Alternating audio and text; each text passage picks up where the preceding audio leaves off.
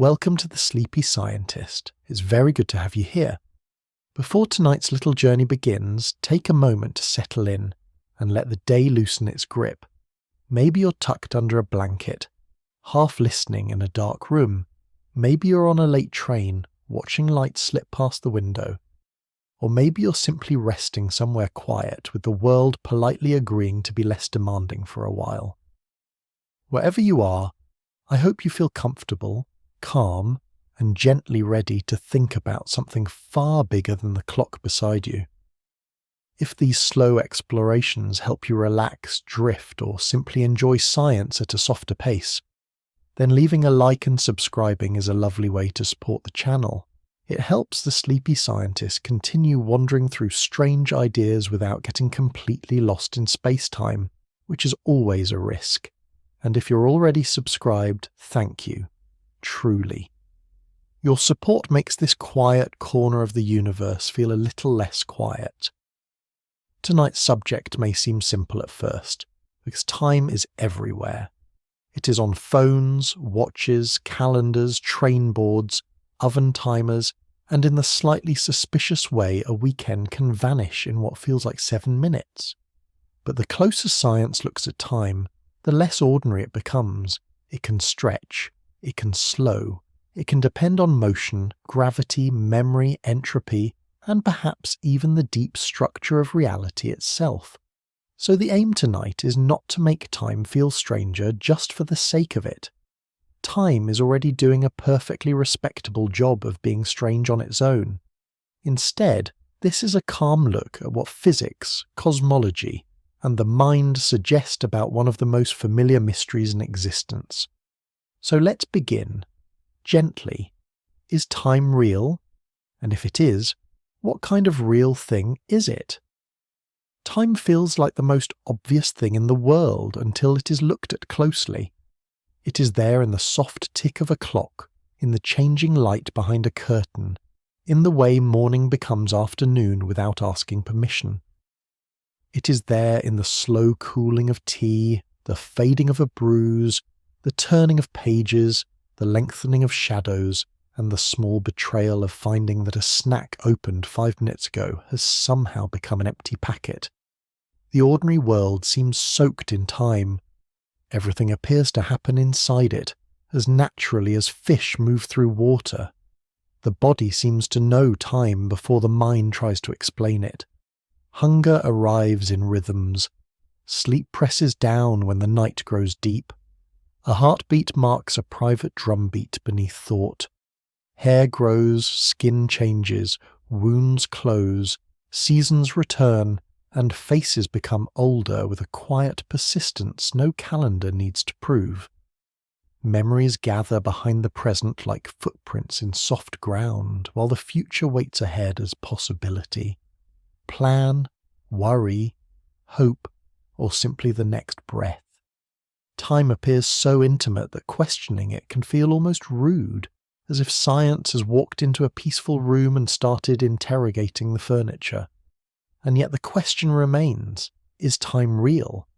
Not just useful, not just familiar, not just something printed on train tickets and oven displays, but real in the deep physical sense. Is time a feature of the universe itself, woven into nature whether anyone is there to notice it? Or is it partly a way conscious beings organize change, memory and motion, a structure made by minds trying to live inside a world that never quite holds still? The answer depends on what is meant by time, because the word carries several meanings at once. There is psychological time, the felt passage from one moment to another. This is the time that speeds up during pleasure, slows down during boredom, stretches during fear, and vanishes suspiciously during a good nap. Psychological time belongs to perception, memory, attention, and the nervous system. It is real as experience, but it does not always match the steady rhythm of a clock. Then there is measured clock time. This is the time of seconds, minutes, days, and years, the time used by laboratories, satellites, transport systems, hospitals, and every person who has ever said they will be ready in 5 minutes while clearly requiring at least 20. Clock time depends on regular physical processes. A pendulum swings, a quartz crystal vibrates, an atomic clock counts transitions in atoms with astonishing precision. This measured time is not just a feeling. It can be compared, recorded, corrected, and used to coordinate events. Across the world, there is also physical time, the time that appears inside the laws of nature. It helps describe motion, decay, vibration, rotation, radiation, gravity, and the evolution of systems from one state to another. In physics, time is part of how change is modelled. A falling stone has a position at one moment and another position later. A radioactive atom has a probability of decaying over a certain span. A star burns through its nuclear fuel over millions or billions of years. Physical time allows equations, observations, and predictions to connect one event with another. And then there is philosophical time, which asks what time actually is. Does only the present exist? Does the past still exist in some sense? Is the future waiting there already, or is it genuinely open? Does time flow, or do things simply change? These questions can sound abstract, but they touch something surprisingly personal.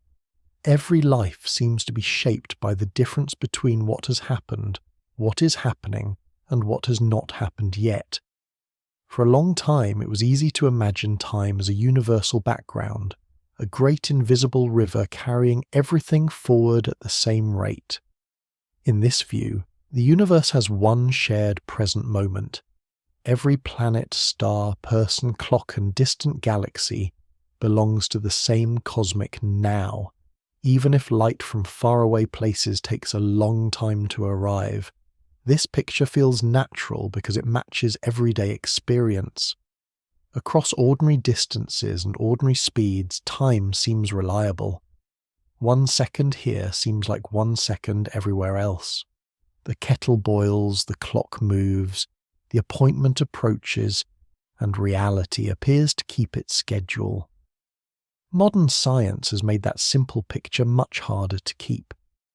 Albert Einstein's theory of special relativity showed that measured time depends on motion. A moving clock does not have to agree with a clock at rest, and this is not because the clock is faulty or badly made. It is because space and time are linked in a deeper structure. Later, general relativity showed that gravity also affects time. A clock closer to a massive body runs at a slightly different rate from a clock farther away. These effects are tiny in daily life, but they are real enough to matter for precise technologies such as the global positioning system, where satellite clocks must be corrected so navigation remains accurate. This means time is not a single simple flow passing identically through every corner of the universe. It is measurable and physically important, but it is also flexible in ways common sense never expected. Motion changes it. Gravity changes it. The shape of space-time changes how it is experienced and measured. The universe does not appear to run on one giant wristwatch, which is probably fortunate because the warranty would be a nightmare. Cosmology adds another layer of strangeness. The universe has a history. Galaxies formed, stars ignited, planets gathered from dust, and life appeared on at least one small world orbiting an ordinary star. Light from distant galaxies shows the universe as it was in the past, not as it is right now by any simple everyday meaning of now. The cosmic microwave background carries information from an early stage of the universe, when matter and radiation were arranged very differently from today. In this sense, time seems deeply real, because the universe has changed across vast ages, and yet the deeper the story goes, the more difficult the beginning of time becomes to describe with complete confidence. So time is both ordinary and unsettled. It is ordinary because every action, thought, memory, and measurement seems to rely on it. It is unsettled because science has shown that time is not quite the simple, universal, flowing thing it appears to be from the middle of everyday life. The feeling of a present moment is immediate, but physics does not grant that present moment the same obvious universal status. Clocks are reliable, but only when their motion and gravity are properly understood. The past feels gone, the future feels absent, and the present feels sharp. Yet the universe may not divide itself as neatly as human experience does. This does not mean everyday reality is fake. The cup on the table is still a cup. The morning still arrives. Memories still matter. Dinner still burns if neglected for long enough, which is one of the more practical arguments for respecting time. The mystery is not that time is useless or imaginary. The mystery is that something so familiar may not be what it first seems. Time may be a dimension, a relation, a measure of change, a feature of space-time, an arrow shaped by entropy, a construction of consciousness, or perhaps several of these at once. To ask whether time is real is therefore not to throw away the world, but to look beneath one of its most trusted surfaces. Time is the quiet thread running through clocks, bodies, stars, memories, and the expanding universe. It feels immediate because every experience appears inside a vanishing now. It feels reliable because the world offers rhythms that can be counted. But at the deepest edges of physics, that same time becomes elastic, observer-dependent, gravitationally shaped, and philosophically difficult to pin down. The strange familiarity of time is that it never stops being close, even when it becomes mysterious. It is as near as the next heartbeat, and as vast as the age of the cosmos. It is measured in atomic transitions and felt in waiting rooms. It is written into starlight, fossils, faces, and the slow cooling of planets.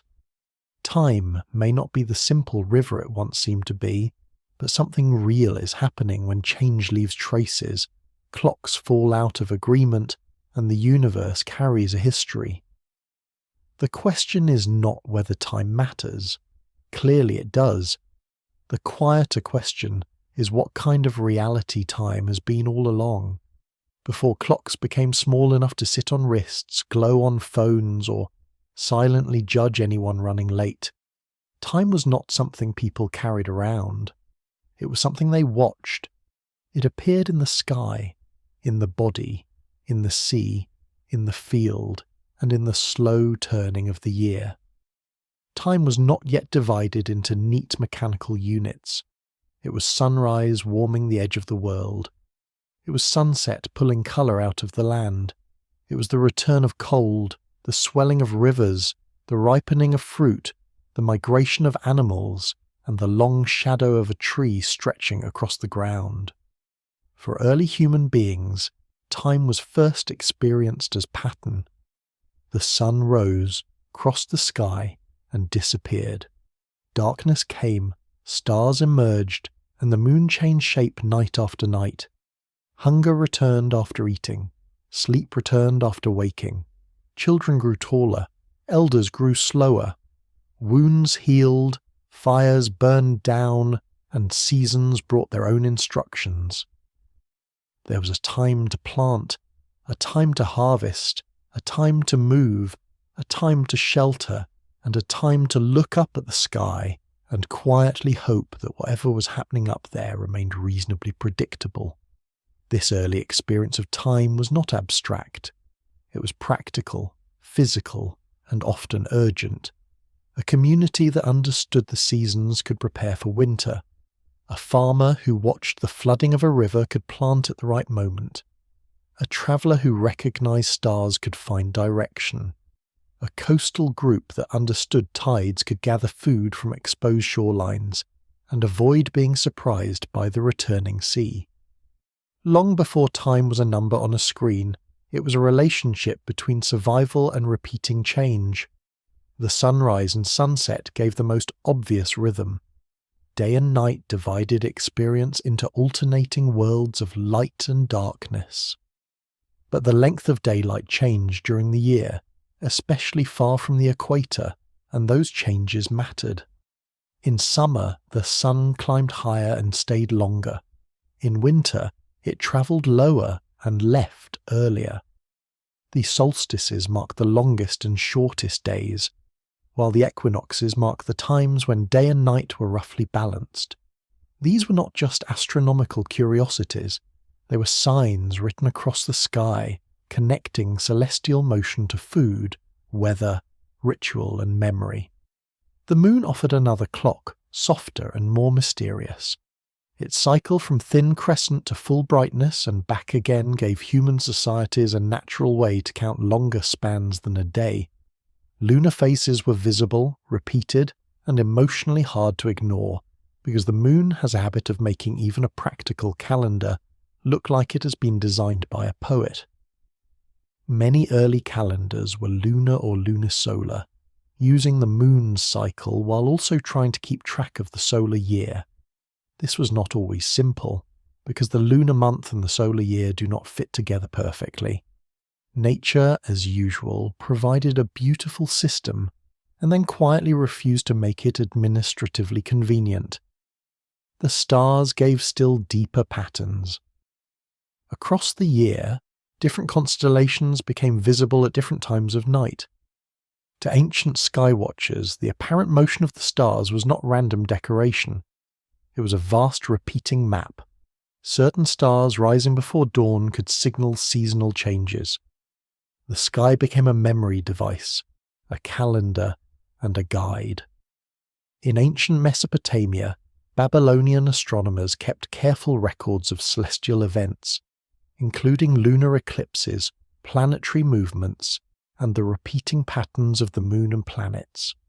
Their observations were not modern astrophysics, but they were part of the long human effort to turn the sky into something countable. Ancient Egypt gives some of the clearest examples of time being tied to both sky and survival. The annual flooding of the Nile shaped agriculture, and the appearance of the star Sirius before sunrise was associated with the season of inundation. Egyptian sundials used the changing position of shadows to divide the day, while water clocks measured time through the steady flow of water. A water clock did not explain the nature of time, but it gave time a visible behaviour. Water moved from one level to another. A mark was reached. A duration had passed. Time became something that could be compared by watching a regular process unfold. Stonehenge, on Salisbury Plain in Britain, is another striking example of ancient attention to celestial cycles. Its exact uses remain debated, and it should not be treated as a simple ancient observatory in the modern sense. But its alignment with the solstices shows that the builders were deeply aware of the sun's yearly movement across the horizon. Whatever its full ritual, social, or ceremonial meanings, Stonehenge reminds us that timekeeping was never only technical. It was also communal. The return of light, the turning of the year, and the alignment of stone and sky could give time a shared presence.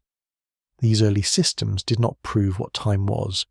They didn't reveal whether time was a substance, a dimension, a relation, or a feature of consciousness.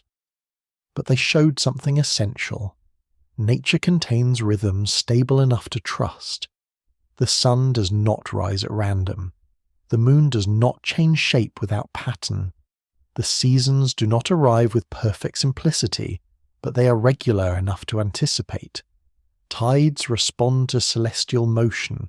Shadows shift in ways that can be marked. Bodies age in one direction, not the other. The world does not merely change, it changes with order. This is where measured time begins in a very human sense. It begins not with an answer to the deepest philosophical question, but with the recognition of regularity.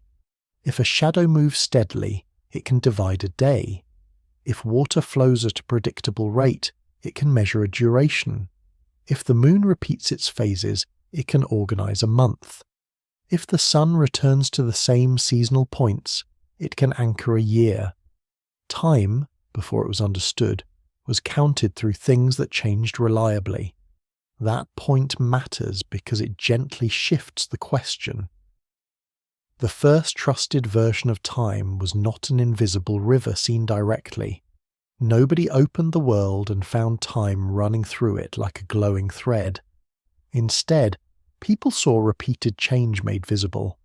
They saw light return, tides rise, shadows creep, stars circle, and seasons come back with quiet patience. They learned to measure time by comparing one change with another. A day was not held in the hand. It was watched in the movement of the sun. A season was not a physical object. It was recognized in weather, plants, animals, and sky. Even now, beneath the polished surface of atomic clocks and digital calendars, that older truth remains. Time is still measured by regular change. Modern clocks are far more precise than shadows on stone or water dripping through a vessel, but the principle has not vanished. A clock is useful because something inside it changes in a stable, countable way. The ancient world did not solve the mystery of time, but it found the doorway into it. Time became knowable through rhythm, and rhythm became trustworthy because the universe repeats itself just enough for living beings to notice. So before time was a theory, it was a sunrise. Before it was a coordinate in space-time, it was a shadow on the ground. Before it was counted by atomic transitions, it was counted by tides, moons, seasons, and the slow breath of the body. The first answer to whether time is real came not from equations, but from experience. Something, real enough to guide crops, journeys, rituals, sleep, hunger, and survival, was clearly present. Yet what people trusted was not time itself in some pure hidden form. It was the visible order of change. Time, at the beginning of human understanding, was the pattern by which the world kept returning, moving, aging, and becoming something slightly different than it had been before. The idea of time as a universal background reached one of its most powerful forms in the work of Isaac Newton. By the late 17th century, European science was changing rapidly. The heavens were no longer treated as a separate, unreachable realm governed by entirely different rules from the Earth. Falling apples, swinging pendulums, cannonballs, tides, and planets were beginning to look like parts of the same grand physical order. Newton helped give that order a mathematical language, and time sat quietly at the centre of it. In 1687, Newton published his great work, the Principia, formerly known as Mathematical Principles of Natural Philosophy.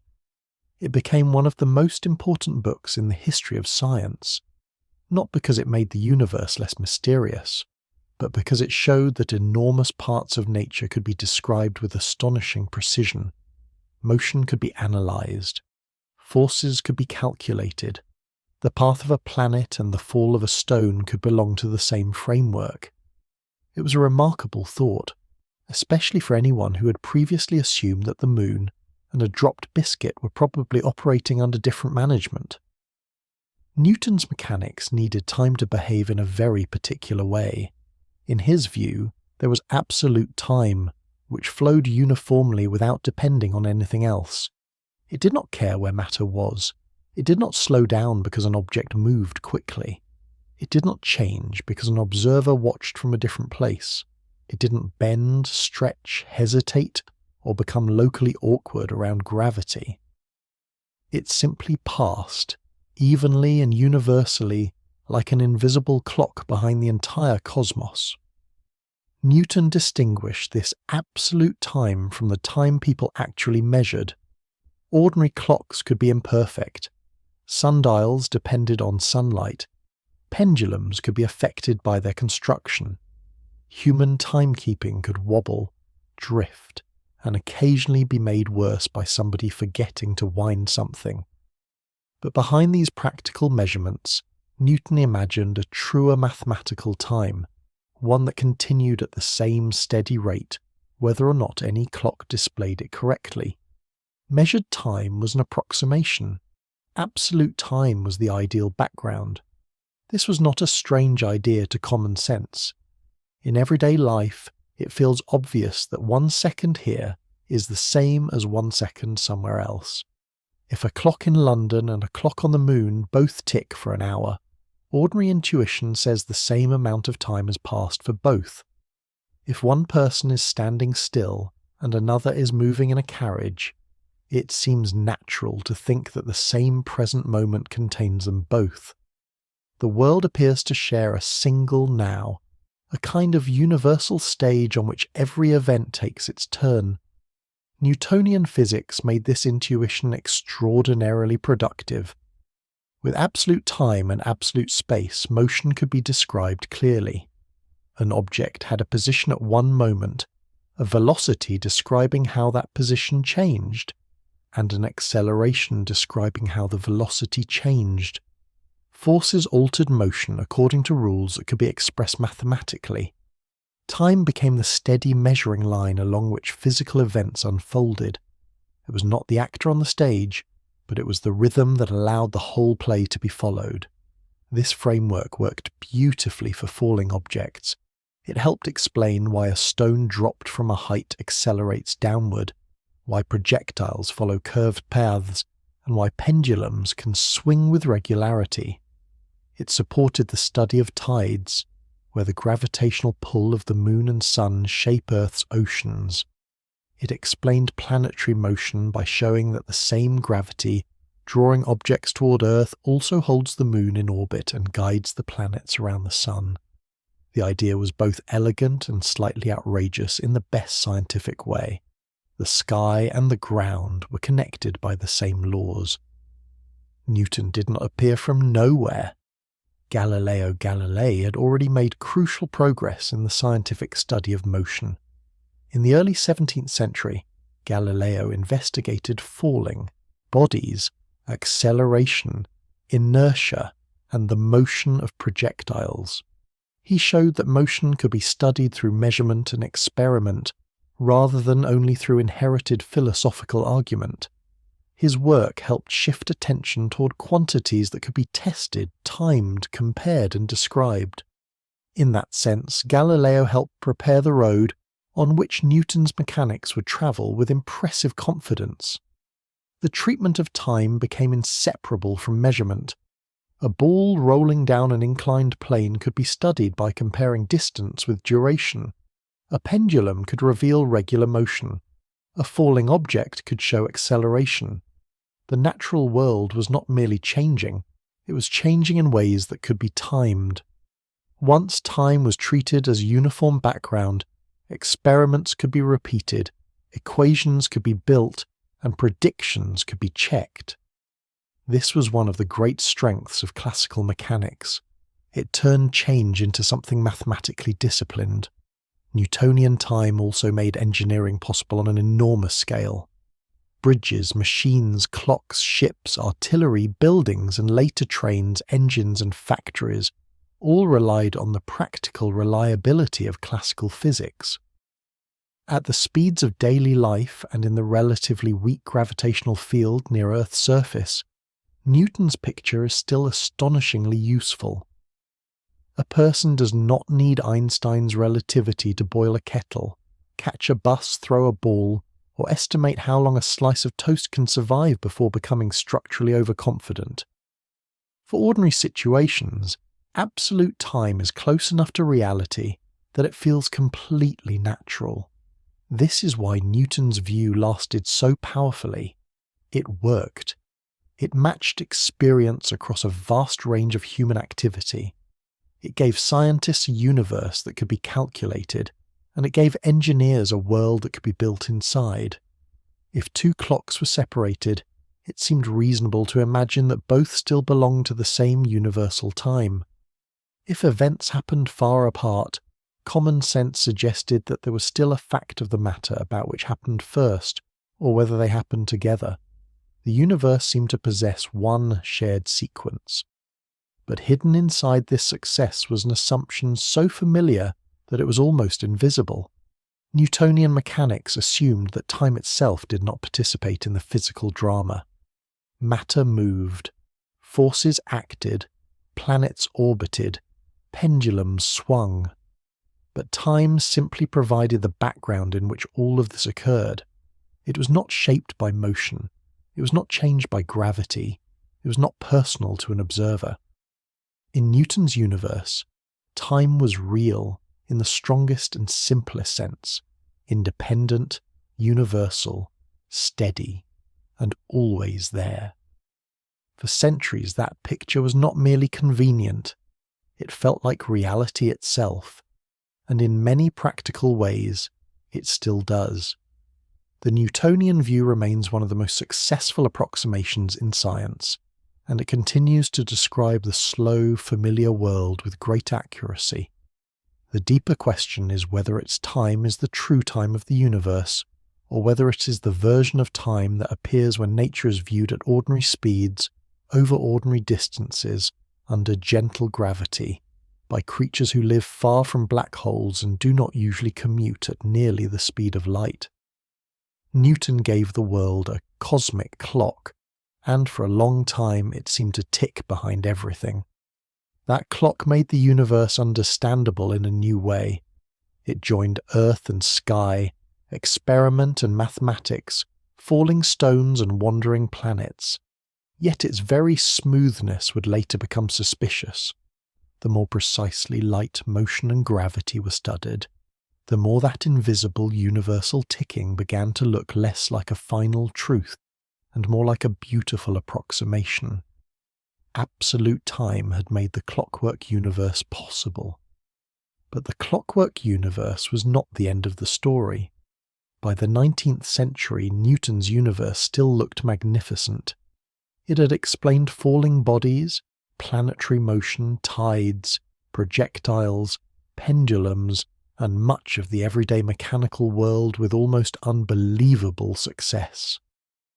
For many scientists, nature seemed to be revealing itself as a vast clockwork system, one that could be understood if its parts were measured carefully enough. Space provided the stage. Time kept the rhythm. Matter moved according to laws. The whole arrangement had a satisfying neatness, like a well-built machine with no spare screws left over, which is always reassuring.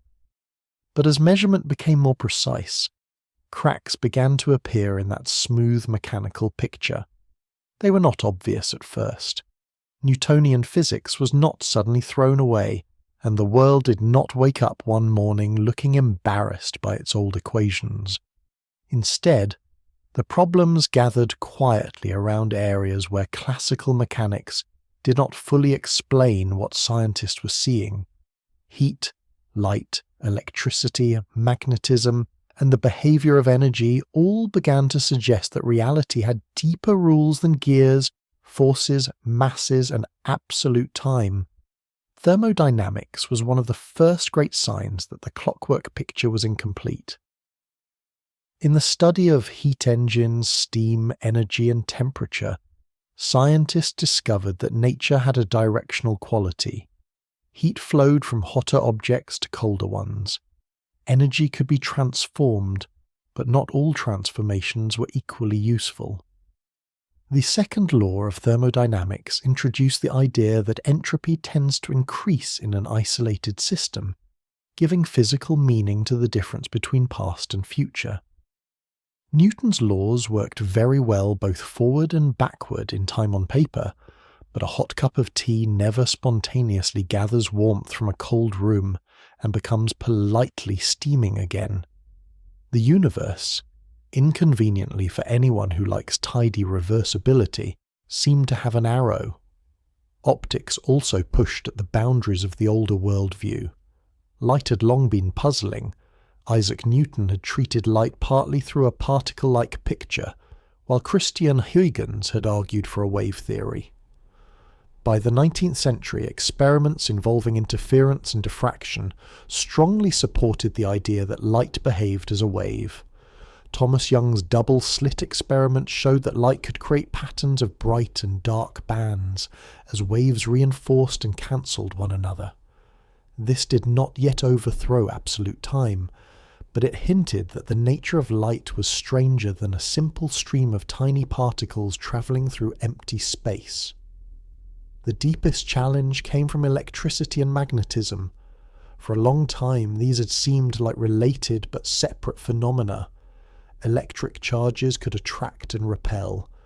Magnets could pull on iron and align compass needles. Electric currents could affect magnetic fields. The more scientists studied them, the more they appeared to be different faces of one underlying structure. Michael Faraday introduced the powerful idea of fields, invisible physical influences spread through space.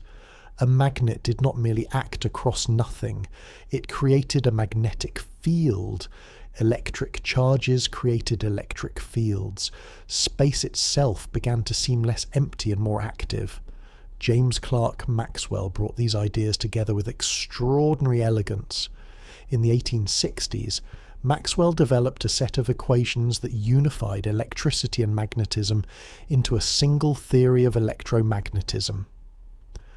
Maxwell's equations show that changing electric fields produce magnetic fields, and changing magnetic fields produce electric fields. Even more remarkable, these linked disturbances could travel through space as waves. When Maxwell calculated the speed of these electromagnetic waves, he found that it matched the known speed of light. The implication was profound. Light itself was an electromagnetic wave. This was one of the great unifications in science.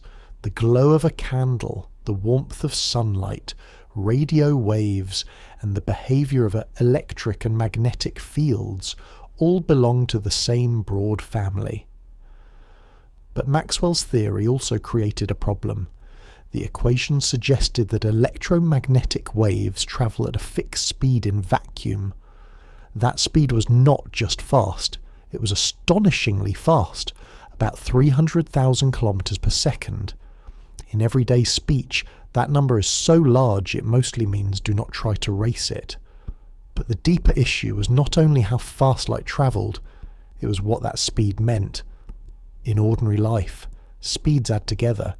If someone walks forward inside a moving train, their speed relative to the ground is the train's speed plus their walking speed. If a ball is thrown from a moving carriage, its motion depends on the motion of the carriage as well as the throw. This fits comfortably within the Newtonian picture. Space and time are separate backgrounds, and motion is measured relative to them. It seemed obvious that light should work in a similar way. If Earth was moving through space, then light travelling in different directions should appear to have slightly different speeds depending on Earth's motion. Many physicists believed light waves needed a medium to travel through, just as sound waves need air and water waves need water. This proposed medium was called the luminiferous ether.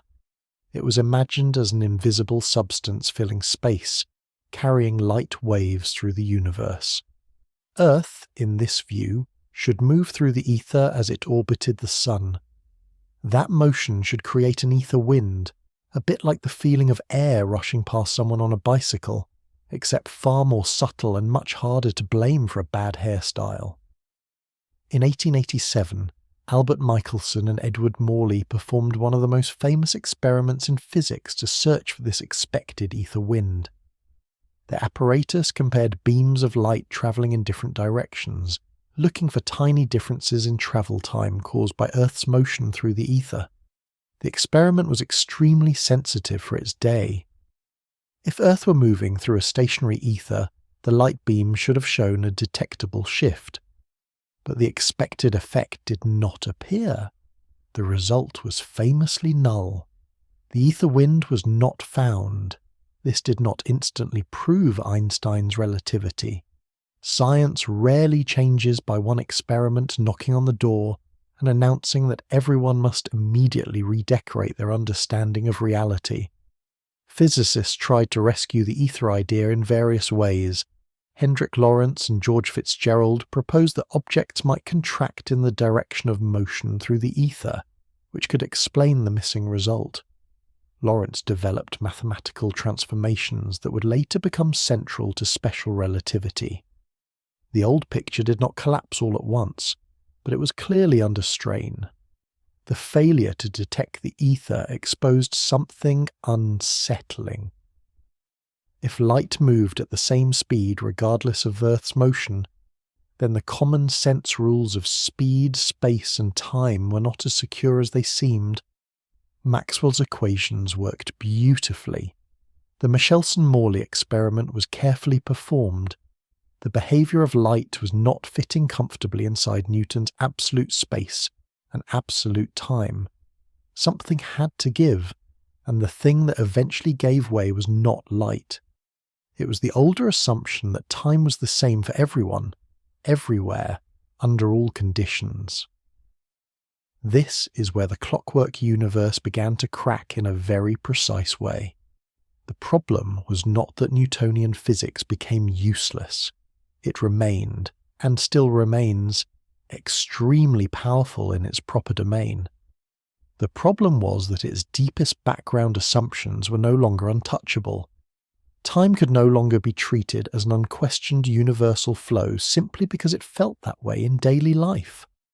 Light, electromagnetism, thermodynamics, and precision experiments had opened a door to a stranger possibility. Perhaps time itself needed rebuilding. The 19th century did not answer the question of whether time is real, but it made the question sharper. If time were truly absolute, the speed of light should have fit naturally into that framework. If space was simply an empty stage, fields should not have seemed so physically meaningful. If the universe were only clockwork, entropy should not have introduced such a stubborn direction between past and future. By the end of the century, the old cosmic clock was still ticking, but careful listeners could hear that something inside it was no longer perfectly smooth. In 1905, Albert Einstein changed the meaning of time without touching a clock. The world did not suddenly look different. Trains still ran on tracks, lamps still glowed, tea still cooled, and people still experienced the day as a steady movement from morning to night. But underneath that ordinary surface, one of the oldest assumptions in physics had been altered. Time was no longer a universal background flowing in the same way for everyone. It became linked to motion, measurement, and the strange consistency of light. Einstein's theory of special relativity began with two simple principles.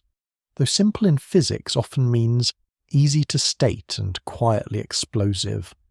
The first principle says that the laws of physics are the same for all observers moving at constant velocity.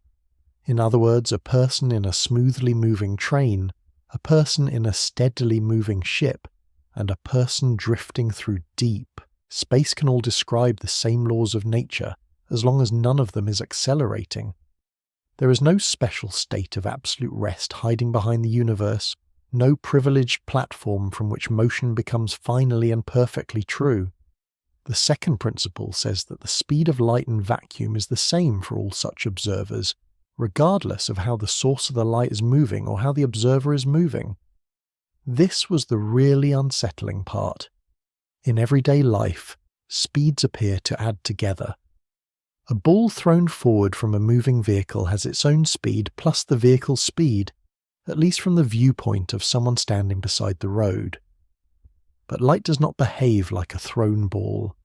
A beam of light in vacuum travels at the same measured speed for observers in uniform motion, even when ordinary intuition expects a difference. This was not a decorative change to physics. It forced space and time to adjust.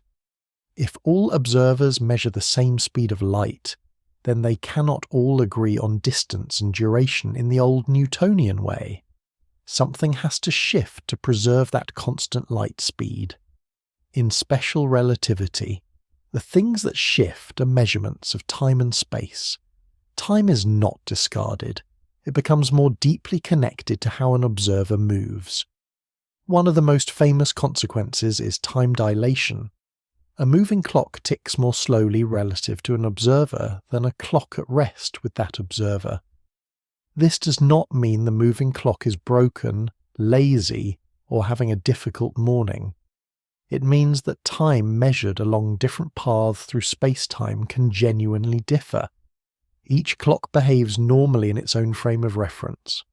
A traveller moving at high speed does not feel their own heartbeat dragging, or their own thoughts stretching like warm cheese. To them, their watch ticks normally. But when compared with a clock that followed a different state of motion, less time may have passed for the moving clock. This sounds strange because ordinary human speeds are far too slow for the effect to be noticeable. Walking across a room does not make a person meaningfully younger than someone sitting on the sofa, even if it might be nice to claim exercise has relativistic benefits. But at speeds close to the speed of light, time dilation becomes large. The faster an object moves relative to an observer, the more strongly that observer sees the object's clock run slow. This is not an illusion caused by bad eyesight or delayed signals. After careful correction for how light travels between observer and clock, the difference remains part of the structure of nature. Special relativity also changed the meaning of simultaneity. In Newton's universe, it seemed obvious that two distant events either happened at the same time or did not. The universe possessed one great universal now, and all events could be placed somewhere within it. Einstein showed that this assumption does not survive when the speed of light is fixed for all observers. Two events judged simultaneous by one observer may not be simultaneous for another observer moving differently. Both can be correct within their own frame of reference. The famous train thought experiment gives a gentle way into this idea. Imagine a train moving smoothly along a track. Lightning strikes the front and back of the train. A person standing on the platform halfway between the strike points may receive the light from both strikes at the same time and conclude that the two strikes were simultaneous. But a passenger, in the middle of the moving train, is travelling toward the light coming from the front strike and away from the light coming from the rear strike. Because light still travels at the same speed for that passenger, the passenger may receive one flash before the other and conclude that the strikes were not simultaneous. The important point is not that one observer is confused and the other has won a small railway-based argument. The point is that simultaneity for distant events depends on the observer's frame of reference. There is no single universal answer that all observers must share. This does not affect nearby daily life much, because the differences are incredibly small at ordinary speeds, but at the conceptual level, it is enormous. The old idea of a universal present moment begins to dissolve. That dissolution is one of the reasons special relativity matters so deeply to the question of whether time is real. It does not say that time is imaginary. It says something subtler and more powerful. Time is real enough to be measured, but it is not independent of motion. A duration is not simply stamped onto the universe from outside. It belongs to the relationship between events and the path an observer takes through space-time. Time becomes less like a single cosmic river and more like something woven into the geometry of reality. This is not only a philosophical claim. Relativistic time effects are measured in laboratories and in nature. Fast-moving particles created in the upper atmosphere offer a beautiful example. Cosmic rays strike atoms high above Earth, producing particles called muons. Muons are unstable and decay quickly. Without special relativity, many of them should decay before reaching the ground. But because they are moving at very high speeds, time dilation means that from Earth's frame of reference, their internal clocks run slow, allowing many more of them to reach the surface than a Newtonian calculation would predict. Muons are tiny messengers from the upper atmosphere, calmly proving that time is not quite as ordinary as it feels. Particle accelerators show the same principle in controlled settings.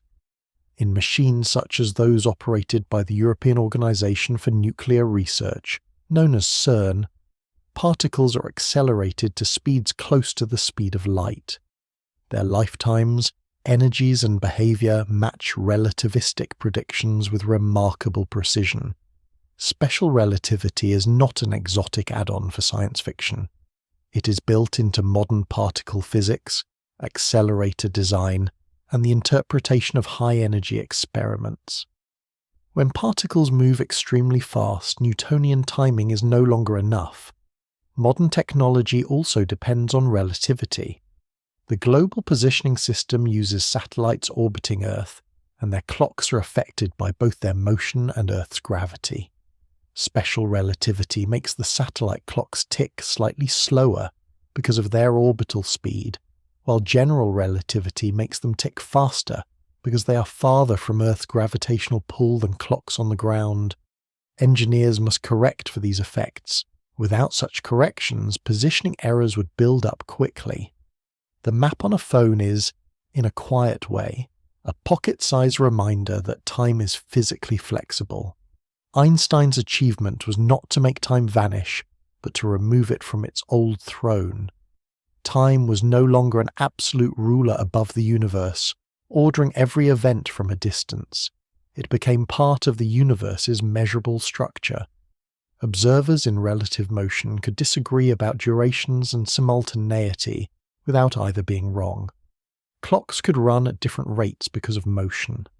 The speed of light forced reality to reorganize itself around a deeper consistency than common sense expected.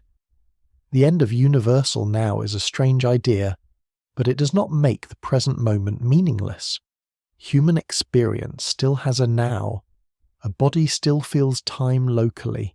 A clock beside a bed still marks the passing night.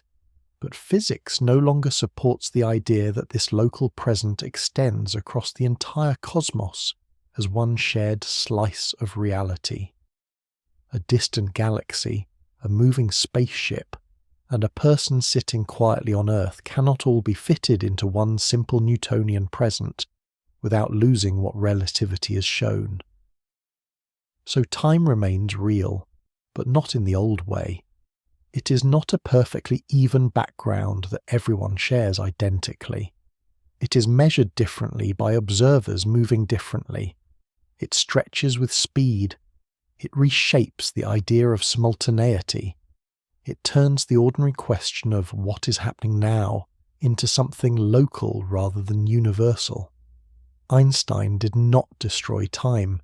He made it stranger, more precise, and more deeply attached to the structure of the universe. The clock still ticks, but it no longer ticks for everyone in quite the same way. Space and time had once seemed like two different kinds of thing. Space was where objects existed. Time was when events happened.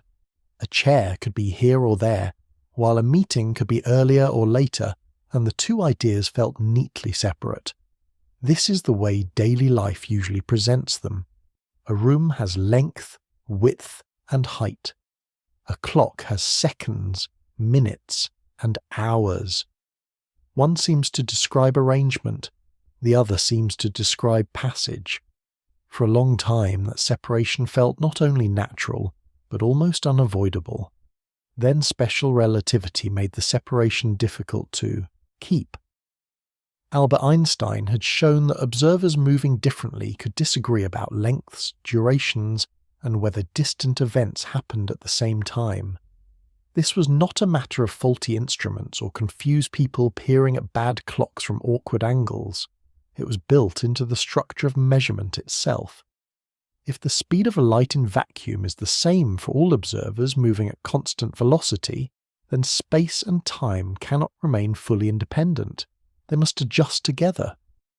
In 1908, Hermann Minkowski gave this new idea one of its clearest and most lasting forms. Minkowski had once taught Einstein mathematics, and he recognized that special relativity could be understood more deeply by treating space and time as connected aspects of a single structure. This structure became known as space-time. In Minkowski's interpretation, the universe is not made of space on one side and time on the other, like two separate ledgers kept by an unusually organized cosmos. Instead, events are described inside a four-dimensional framework, with 3 dimensions of space and 1 dimension of time woven together. Minkowski's famous insight did not mean that time is exactly the same as space. That point matters because it is easy to picture space-time too casually, as if time were simply another direction someone could wander along after taking a wrong turn near the kitchen. Space and time behave differently. A person can move left or right, forward or backward, up or down, but cannot freely stroll into last Tuesday or casually step around next winter. Time has a distinctive role in causality, aging, memory, and the ordering of events. Space-time links space and time, but it does not erase their differences. What space-time means is that measurements of distance and duration depend on how an observer moves through the combined structure. 2 observers can take different paths between events and measure different amounts of elapsed time. A moving ruler can be measured as shorter along its direction of motion. A moving clock can be measured as ticking more slowly. These effects are not separate tricks. They belong to one geometry. Space and time trade roles in the mathematics of relativity in a way that preserves the deeper structure of space-time even when individual measurements differ. The basic unit of this picture is not simply an object in space, but an event in space-time. An event is something that happens at a particular place and a particular time. A light turning on, a star exploding, a heartbeat occurring, a message being sent, a kettle clicking off after performing its small domestic duty with admirable seriousness.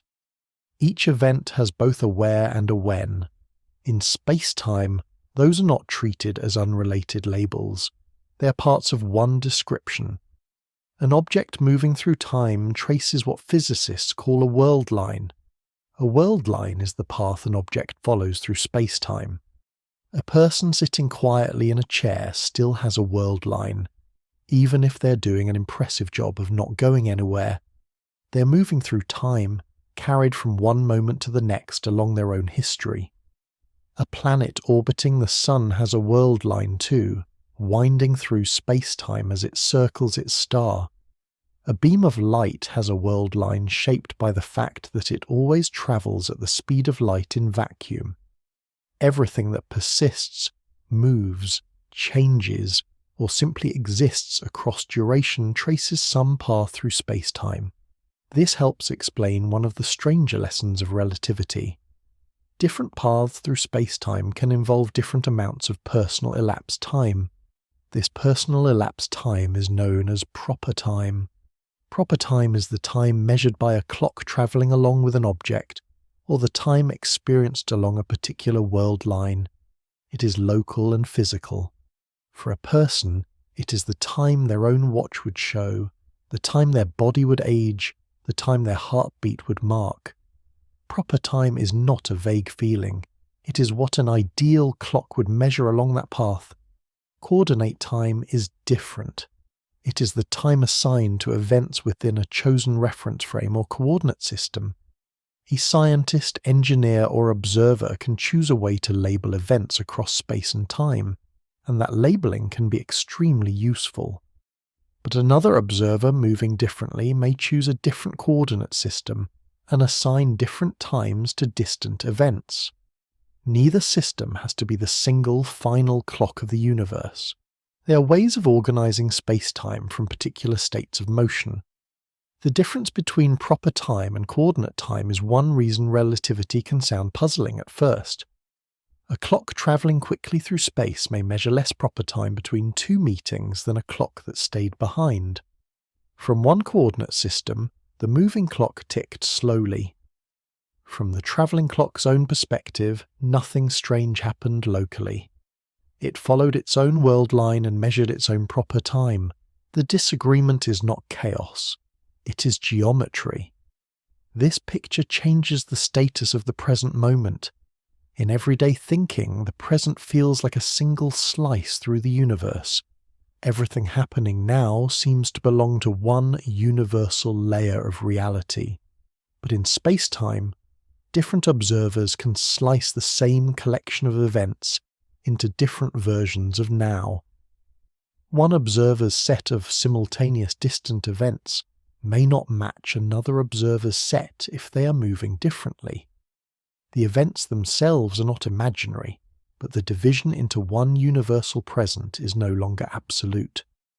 This does not disturb ordinary life because the effects are tiny at ordinary speeds. The kitchen, the street, the moon, and the nearest train station all behave well enough for a shared practical now to work. People can arrange meetings, cook dinner, and be late in the usual non-relativistic way. But across vast distances or at high speeds, the idea of a single cosmic present becomes much harder to defend. Relativity suggests that the universe is not organized around one privileged moment sweeping forward everywhere at once. Space-time therefore offers a different way to answer the question of whether time is real. Time may be real as part of the structure of space-time.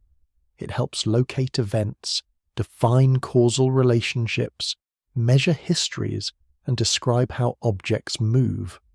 Clocks do not merely invent it. Physical processes unfold along world lines, and different world lines can contain different amounts of proper time. In that sense, time is not a fantasy. It leaves measurable consequences. But time may not be real in the older Newtonian sense of a single cosmic clock ticking identically for all observers everywhere. The universe does not seem to provide one universal now that every galaxy, planet, particle, and observer must share. Instead, space and time form a connected structure in which measurements depend on motion, path, and frame of reference. The familiar feeling of time flowing may still be part of experience, but physics describes something more precise and less intuitive. Minkowski's space-time did not make time disappear. It gave time a new home. No longer floating above the universe as an invisible master clock, time became woven into the same fabric that holds distance, motion, light, and causality. It remained measurable, essential, and real, but it lost its old simplicity. Space and time, once separated in ordinary thought, became two aspects of a deeper order. The world was still there. The clock still ticked, but the stage beneath everything had quietly become four-dimensional. E-time were perfectly flat. Again, the message is quiet but profound. Gravity changes not only where things go, but how long their journeys take. General relativity therefore makes time feel more physically real, not less. If time were merely a private mental illusion, it would be difficult to explain why clocks at different heights tick at different measurable rates, why satellite navigation requires relativistic correction, or why light behaves differently near massive objects. Gravity does not simply influence how people feel about time. It changes the timing of physical processes themselves. Yet this same fact also makes time less universal than it once seemed. The rate of time is not identical everywhere. It depends on gravitational environment. A clock near Earth, a clock on a mountain, a clock in orbit, a clock near a neutron star, and a clock approaching a black hole can all follow different histories. Each measures proper time along its own path through curved space-time. There is no single cosmic ticking that overrides all of them. So gravity deepens the answer rather than simplifying it. Time is real enough to be bent into the workings of clocks, light, satellites, planets, and black holes.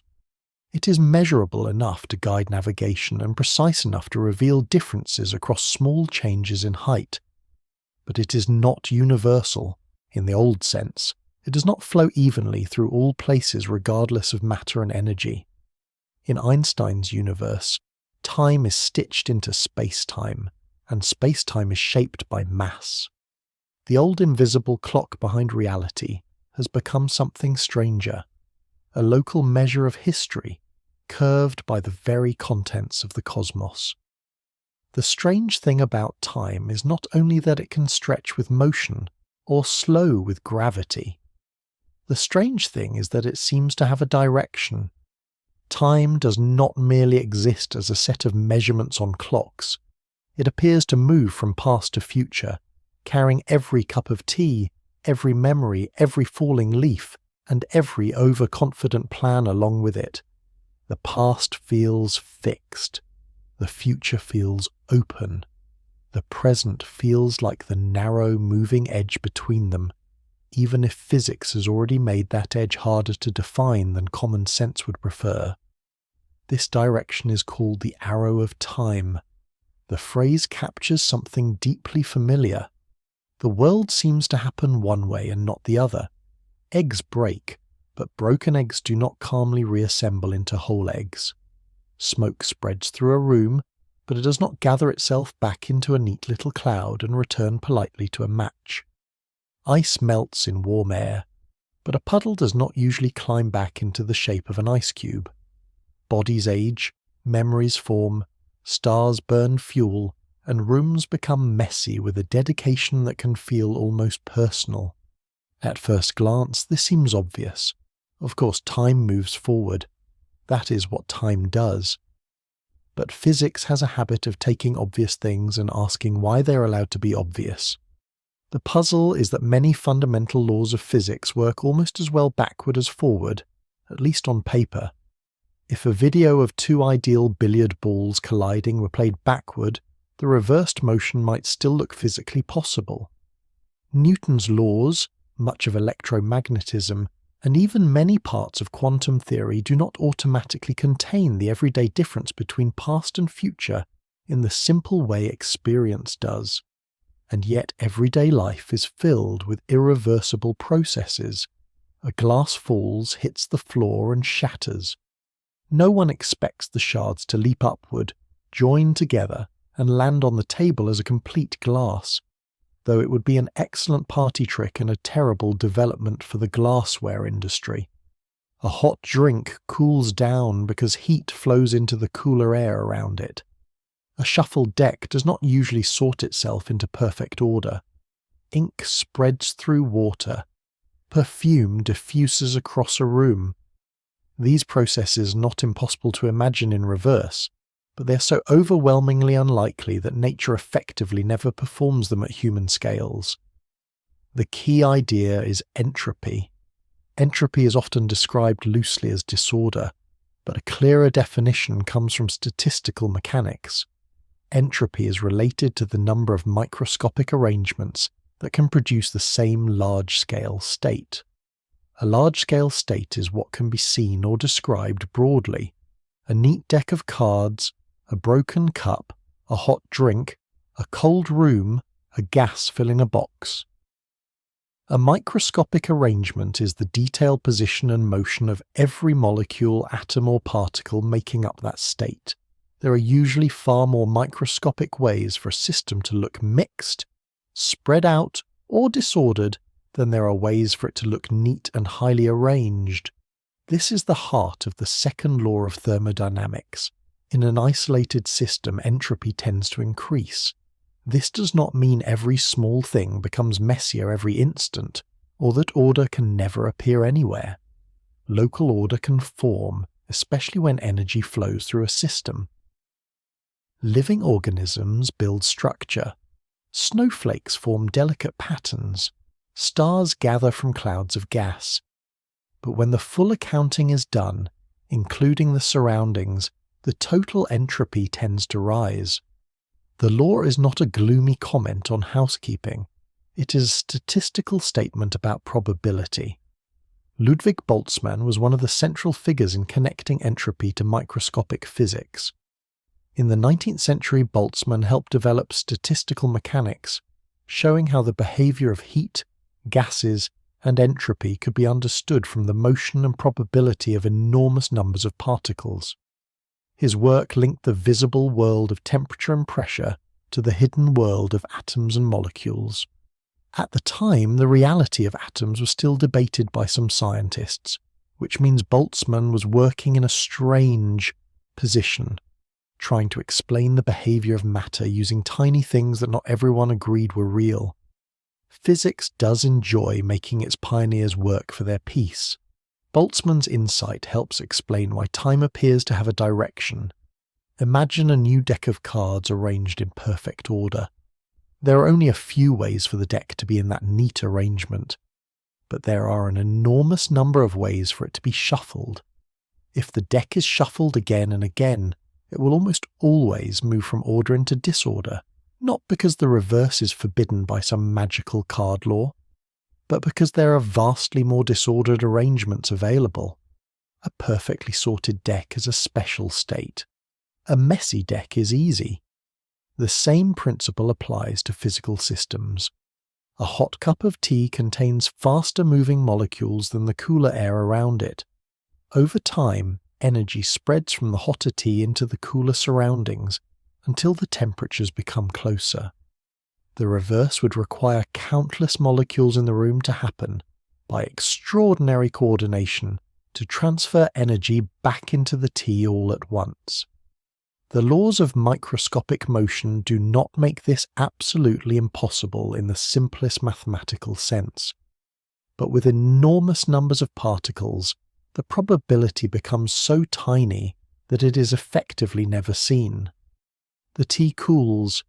The room does not generously donate its random molecular energy back into the mug, which is rude but statistically understandable. A dropped cup works in a similar way. Before it falls, the cup is a highly organized object. Its atoms are arranged in a specific structure. After it hits the floor, energy spreads into sound, heat, vibrations, and the motion of many fragments. There are countless ways for a cup to be broken and scattered. There are vastly fewer ways for all those fragments and energy flows to reverse exactly, reassembling the cup and lifting it back into the hand. The future direction is the one leading toward more probable arrangements.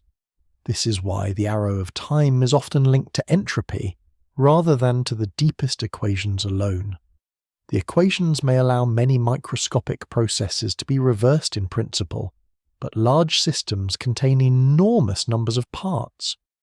When particles, molecules, and energy exchanges multiply into the trillions upon trillions, probability becomes overwhelming. The universe does not need to ban broken eggs from reforming. It merely makes the reverse path so fantastically unlikely that waiting for it would be a poor use of an evening. Memory is tied to this arrow as well. A memory is a physical record. It involves changes in the brain, including synaptic connections and patterns of neural activity. A photograph, a fossil, a footprint, a tree ring, and a crater are also records. They point toward past events because the formation of records is an entropy increasing process. The past leaves traces because physical systems interact, spread energy, and change. The future does not leave traces in the same way, because those interactions have not yet occurred from the local viewpoint of the remembering system. This helps explain why the past feels known and the future feels open. It is not merely a quirk of human imagination. The universe contains records of earlier states, light from old stars, layers in rock, chemical signatures, biological memories, written documents, and the cosmic microwave background.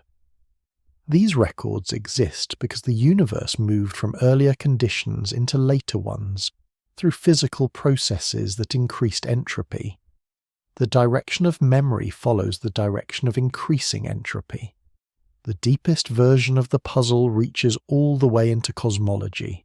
If entropy tends to increase, then the early universe must have been in a very low entropy state compared with later cosmic history.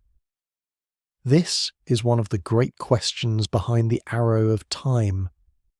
Why did the universe begin, or at least emerge from its earliest known state in such a special condition? The hot early universe was extremely smooth and uniform on large scales, and in gravitational terms that smoothness represented a surprisingly low entropy arrangement. As gravity amplified tiny variations, Matter gathered into stars, galaxies, black holes, and complex structure, allowing entropy to grow enormously.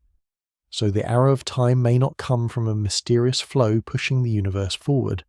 It may come from the fact that the universe began in a special low entropy condition and has been moving towards states with more possible microscopic arrangements ever since.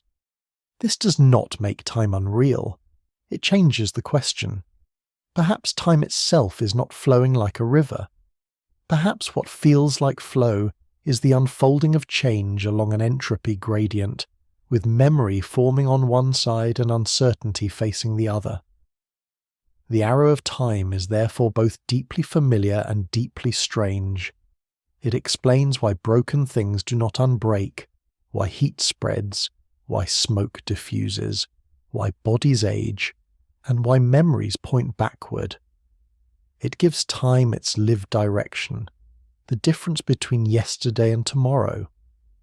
But it also suggests that the forward feeling of time may not be a separate ingredient added to the universe. It may arise from probability, entropy, and the special history of the cosmos. Time seems to move forward, but perhaps what is really moving is the universe from rarer arrangements toward more probable ones, leaving records behind like footprints in cooling ash. One of the most ordinary facts about being conscious is also one of the strangest. The past can be remembered, but the future cannot. A person can recall the taste of breakfast, the sound of rain last night, a childhood room, a conversation from years ago, or the precise embarrassment of saying something awkward and then remembering it forever with heroic clarity. But tomorrow does not arrive with the same kind of record. It can be imagined, predicted, hoped for, or worried about, but it is not remembered. This difference feels so natural that it often escapes notice. Memory points backward, expectation points forward. The mind seems built around this asymmetry. Behind the present there are traces. Ahead of it, there are possibilities. The past feels known because it has left marks, while the future feels open because its marks have not yet been made. That simple contrast gives human life much of its shape. It is why regret and nostalgia belong to one direction, while planning and anxiety belong to another, even if anxiety does sometimes behave as though it has obtained a time machine and is using it irresponsibly. This is often called the psychological arrow of time. It is the direction of time as it appears in conscious experience. It is not exactly the same as clock time, and it is not exactly the same as the thermodynamic arrow of time, but it is deeply connected to both. The psychological arrow is the reason experience seems to move from remembered past into anticipated future. It is the structure that makes a life feel like a story, rather than a pile of unrelated moments. Memory is not a magical window into a vanished realm. It is a physical process. When a brain remembers, it does not reach backward through time and retrieve a perfectly preserved object. Instead, memory depends on physical records stored in the nervous system. These records involve changes in connections between neurons, patterns of activity across neural networks, and biological processes that require energy. The brain is not outside thermodynamics. It is a warm, living organ, which is a polite way of saying it is constantly spending energy to maintain order while surrounded by a universe that is not especially interested in making that easy. A key structure in memory is the hippocampus, a curved region deep within the brain that plays an important role in forming and organizing many kinds of memory, especially episodic memory. Episodic memory is the memory of events and experiences, such as where something happened, roughly when it happened, and what it felt like to be there. The hippocampus does not store every memory like a tiny filing cabinet with excellent handwriting.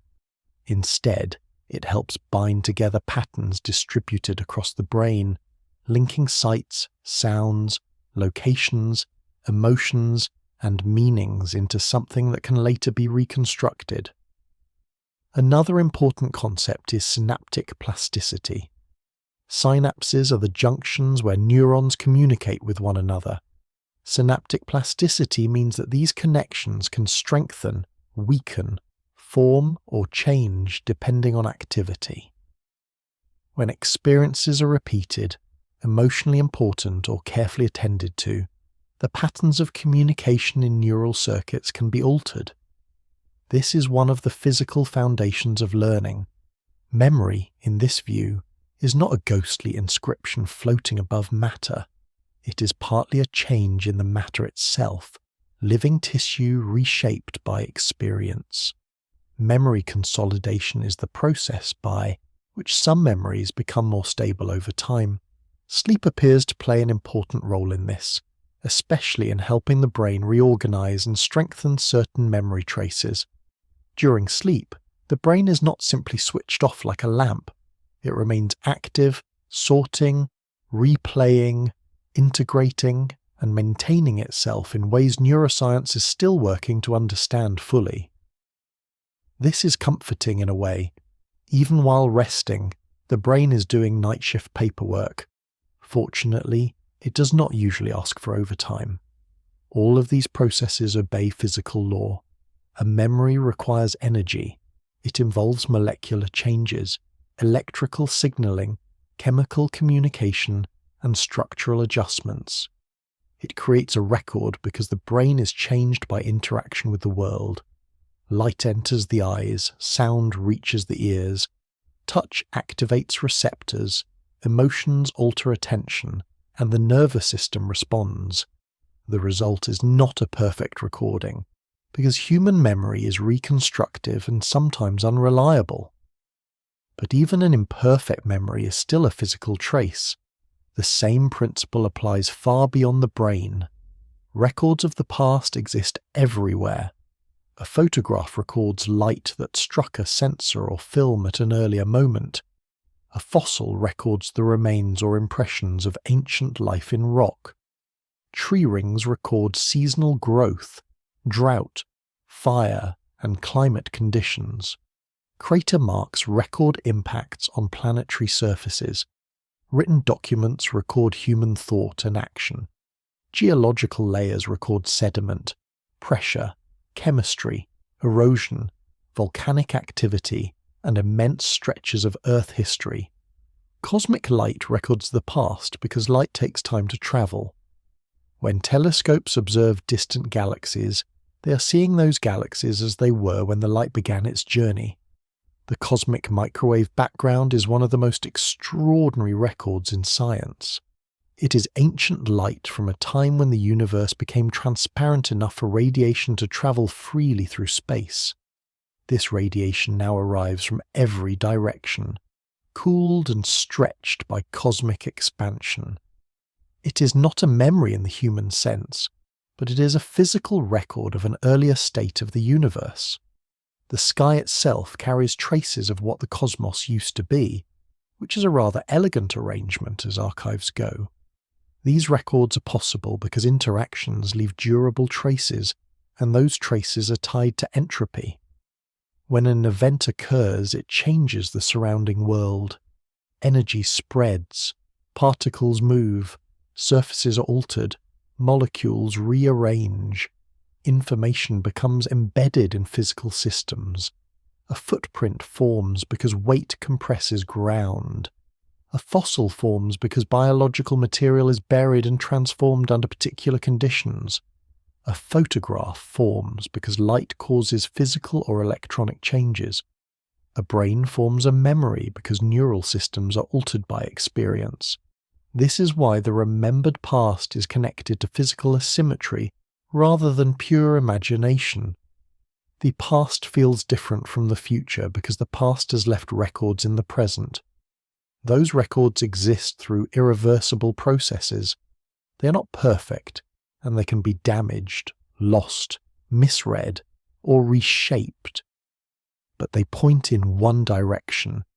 A crater points to an impact that happened before the crater existed. A scar points to a wound that came before healing. A tree ring points to a growing season that has already passed. The record comes after the event, not before it. The future, by contrast, is not remembered because its records are not present in the same way. The brain can predict. It can simulate possibilities. It can use memory to imagine what might happen next. This ability is powerful and useful. It allows planning, learning, caution, creativity, and the noble human tradition of checking the weather and then dressing incorrectly anyway. But prediction is not memory. A prediction is built from present information and past records. It does not mean the future has already sent back a trace. This distinction matters when asking whether time is real. The fact that the future is psychologically unknown does not automatically prove that the future is physically unreal. Those are related questions, but they are not identical. In some interpretations of relativity, especially the block universe view, past, present, and future events may all be part of a larger space-time structure. In other philosophical views, only the present is real, and the future genuinely does not exist. Yet, physics constrains these ideas, but it does not settle every metaphysical question with complete simplicity. What can be said more carefully is that conscious beings experience time through memory and prediction. The past is represented by records. The future is represented by models. The present is where incoming information, memory, attention, and expectation meet. The feeling of time flowing may arise partly because the brain constantly updates its state, comparing what has just happened with what might happen next. Consciousness does not passively sit in time like a passenger on a cosmic bus. It actively constructs a sense of temporal order from physical traces and ongoing change. This does not make time fake. It makes the experience of time biological as well as physical. A clock measures duration through a regular process. A brain experiences duration through attention, memory, bodily rhythm, and expectation. These are different ways of engaging with time. A clock does not feel bored during a long meeting, and a brain does not always measure 5 minutes with the dignity of a laboratory instrument. Both are real systems, but they reveal different aspects of temporal order. So the past is remembered because the universe permits records. The future is not remembered because its records have not been formed from the local point of view of the remembering system. Entropy gives events a direction in which traces accumulate. Neuroscience shows how some of those traces become memory inside living brains. Cosmology shows that even light crossing the universe can act as a messenger from earlier times. The feeling of time flowing may therefore be built from a partnership between physics and perception. Entropy leaves marks, and consciousness reads them while trying to predict what has not yet left any mark at all. One of the strangest ideas encouraged by modern physics is that time may not pass in the way it feels as though it passes. The present seems to move. Yesterday appears to have vanished. Tomorrow appears not to exist yet. Experience gives the impression of a bright little spotlight travelling along the line of events, illuminating one moment at a time while the past falls into darkness and the future waits unmade. This is the way time feels from inside a human life, and it is powerful enough that almost every sentence people speak about time quietly assumes it. The block universe offers a different picture. In this interpretation, past, present, and future events can be imagined as parts of one larger space-time structure. Instead of reality being only the present moment sliding forward, the whole history of the universe is pictured as a 4-dimensional block. Events do not pop into existence and then disappear. They are located within space-time much as places are located within space. A childhood birthday, the formation of Earth, the light now arriving from a distant galaxy, and some future sunrise can all be thought of as events occupying positions in this larger structure. This idea grows naturally from Albert Einstein's relativity and Hermann Minkowski's spacetime. Special relativity weakened the notion of one universal present by showing that different observers can disagree about whether distant events are simultaneous. Minkowski then gave relativity a geometric interpretation, treating space and time as connected parts of a single four-dimensional framework. Once space-time is taken seriously, it becomes tempting to think of events as belonging to that structure, whether or not any particular observer calls them now. The philosophical view most closely associated with the block universe is called eternalism. Eternalism holds that past, present, and future events are all equally real. This does not mean they are all equally accessible, or that a person can casually visit next Thursday after lunch. It means that the difference between past, present, and future may be more like a difference in viewpoint than a difference in existence. In eternalism, the fall of Rome, the current moment, and events in the distant future all have their places in space-time. The contrasting view is called presentism. Presentism holds that only the present exists. The past no longer exists, though it has left records, and the future does not yet exist, though it may be predicted or imagined. Presentism fits ordinary intuition very well. It matches the feeling that life is unfolding moment by moment, that the past is gone, and that the future is open. It also preserves the familiar sense that there is a privilege now, a single moving boundary between what has happened and what has not happened yet. Relativity makes presentism harder to fit into physics, though not impossible to discuss philosophically. The difficulty is that special relativity does not provide one universal present moment shared by all observers. If two events are far apart, one observer may judge them to happen at the same time, while another observer moving differently may judge one to happen before the other. This is not merely a delay caused by light taking time to travel. After corrections are made, the disagreement remains part of how simultaneity works in relativity. That creates a challenge. If only the present is real, whose present is it? The present of a person standing on Earth? The present of a fast-moving spacecraft? The present of a galaxy drifting far away? Physics does not seem to offer a preferred observer who gets to declare the one true now for the entire cosmos. The universe apparently did not appoint a cosmic timekeeper with a clipboard. This absence of a universal now is one reason the block universe is taken seriously. Still, the block universe is not a proven final truth.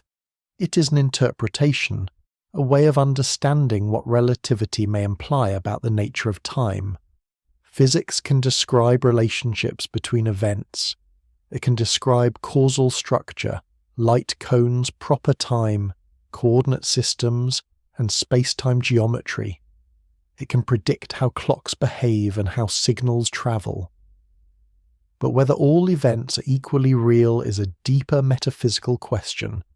Relativity strongly shapes the discussion, but it does not make every philosophical issue vanish in a puff of mathematical elegance. The block universe can feel unsettling because it seems to challenge the lived reality of passage. If all events are part of space-time, then what is the moving present? What is the sensation that time is flowing?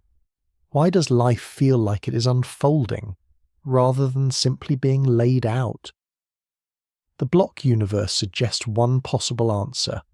The feeling of passage may belong to conscious beings moving along world lines, not to an objective cosmic spotlight sweeping through reality. In this view, a person's life is a path through space-time. Each moment along their path contains memories of earlier moments, but not memories of later ones. Conscious experience is arranged locally, with each brain state carrying records of the past and expectations about the future. The person inside the path feels time passing, because each state is connected to previous records and future possibilities from that local perspective. The universe as a whole, however, may not need a single present moment moving across it. A useful comparison is a film reel, though the comparison is imperfect. A film contains many frames, but a viewer experiences them one after another when the reel is played. The story seems to unfold because of how the frames are encountered. In a block universe, the analogy would suggest that events are arranged in space-time, while conscious beings experience them along particular paths. But unlike a film reel, space-time is not sitting outside the universe waiting for someone to press play. The metaphor helps with the idea of ordered events, but it should not be pushed too far. Another comparison is a landscape. Different places exist at once across a landscape, but a traveller experiences them one step at a time. The hill behind is not unreal, because the traveller has passed it, and the valley ahead is not necessarily unreal, because the traveller has not reached it. The traveller's experience is sequential, but the landscape itself is not created moment by the act of walking. In the block universe picture, time is somewhat like a dimension of that larger landscape, though again with the important difference that time has causal direction and cannot be navigated like ordinary space. The block universe also connects with the arrow of time in an interesting way. Even if all events are part of space-time, there can still be an internal direction within the block. Entropy can increase from one end of the universe's history to another. Records can exist on one side of events and not the other. Memories can point toward lower entropy past states. The block universe does not require every direction in time to feel the same from inside it. It simply suggests that the whole structure may be real, while the experience of passage arises within that structure. This means the block universe does not erase human life or make choices feel meaningless in any simple way. It does not say that experience is fake. It does not say that love, fear, memory, planning and change are illusions in the sense of being worthless or unreal. It says that the objective passage of a universal present may not be part of the deepest physical description. Events, choices, thoughts, and actions still occur along world lines. They still relate causally to other events. They still form the history of a person, a planet, and a universe.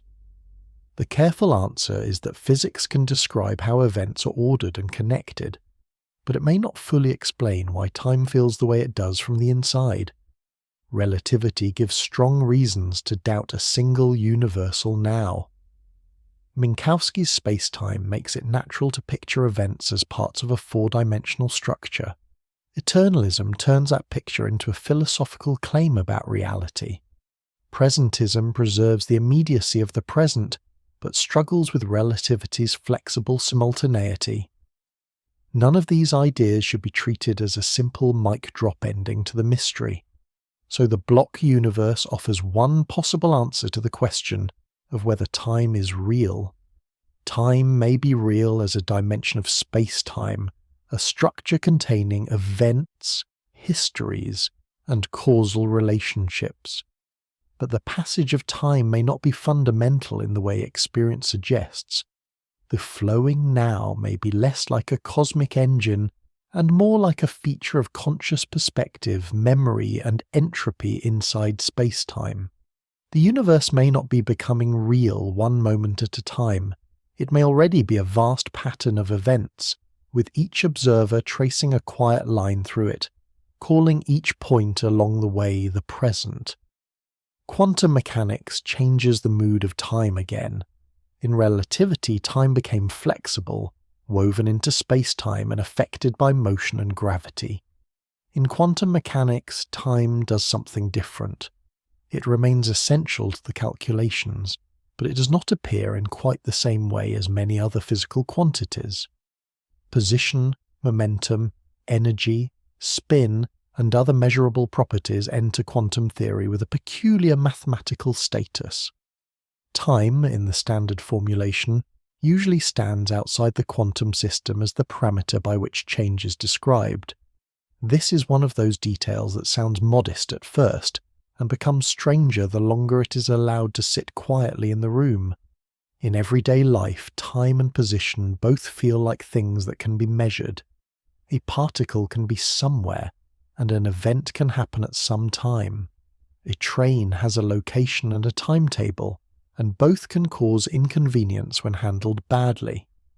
But in standard quantum mechanics, position is represented by what physicists call an operator, a mathematical object connected to possible measurement outcomes. Time is usually not treated that way. It is normally written as the external variable that tells the quantum state how to evolve. The quantum state is the central object in quantum mechanics. It contains the information used to calculate probabilities for measurement outcomes. Before measurement, a system may not have one definite value for a property such as position in the familiar classical sense. Instead, the theory gives a structured set of possibilities. Over time, the quantum state changes according to precise rules. The most famous of these rules is associated with Erwin Schrödinger, whose wave equation describes how quantum states evolve. In voiceover-friendly terms, the key idea is that the change of a quantum state over time is connected to the system's energy. Schrödinger was one of the major architects of quantum theory, but he was not alone. Werner Heisenberg developed matrix mechanics and formulated the uncertainty principle, which showed that certain pairs of quantities cannot both have perfectly sharp values at the same time. Niels Bohr helped shape the Copenhagen interpretation and argued strongly for the importance of measurement, experimental context, and the limits of classical language. Paul Dirac brought extraordinary mathematical elegance to quantum theory and helped connect quantum mechanics with special relativity, leading to the prediction of antimatter. Together, these figures helped build a theory that describes the microscopic world with remarkable accuracy, while politely refusing to make that world feel intuitive. In quantum mechanics, time is needed to describe how possibilities change. A quantum system can evolve smoothly and predictably according to its wave function, but when a measurement is made, the theory gives probabilities for specific outcomes. An electron might be detected here rather than there. An atom might emit light at a particular moment. A particle might decay after a certain interval. Quantum mechanics predicts these patterns with astonishing success, but it does not always tell the same kind of story that classical physics tells. This leads to the measurement problem. The measurement problem is the question of how and when the many possibilities described by a quantum state become the single definite outcome observed in an experiment. The mathematics of quantum evolution is smooth and continuous, but measurement seems to produce particular results. What counts as a measurement? Does a measuring device cause something special to happen? Does interaction with the environment explain why definite outcomes appear? Is the wave function a real physical thing, a tool for calculating probabilities, or something else entirely? These questions remain debated, even though the predictions of quantum mechanics work with extraordinary precision. This is important for the question of time because the measurement problem complicates the idea that the universe has one simple, fully determined sequence of events unfolding like clockwork. In classical physics, if every position and velocity were known exactly, the future and past of a system could in principle be calculated.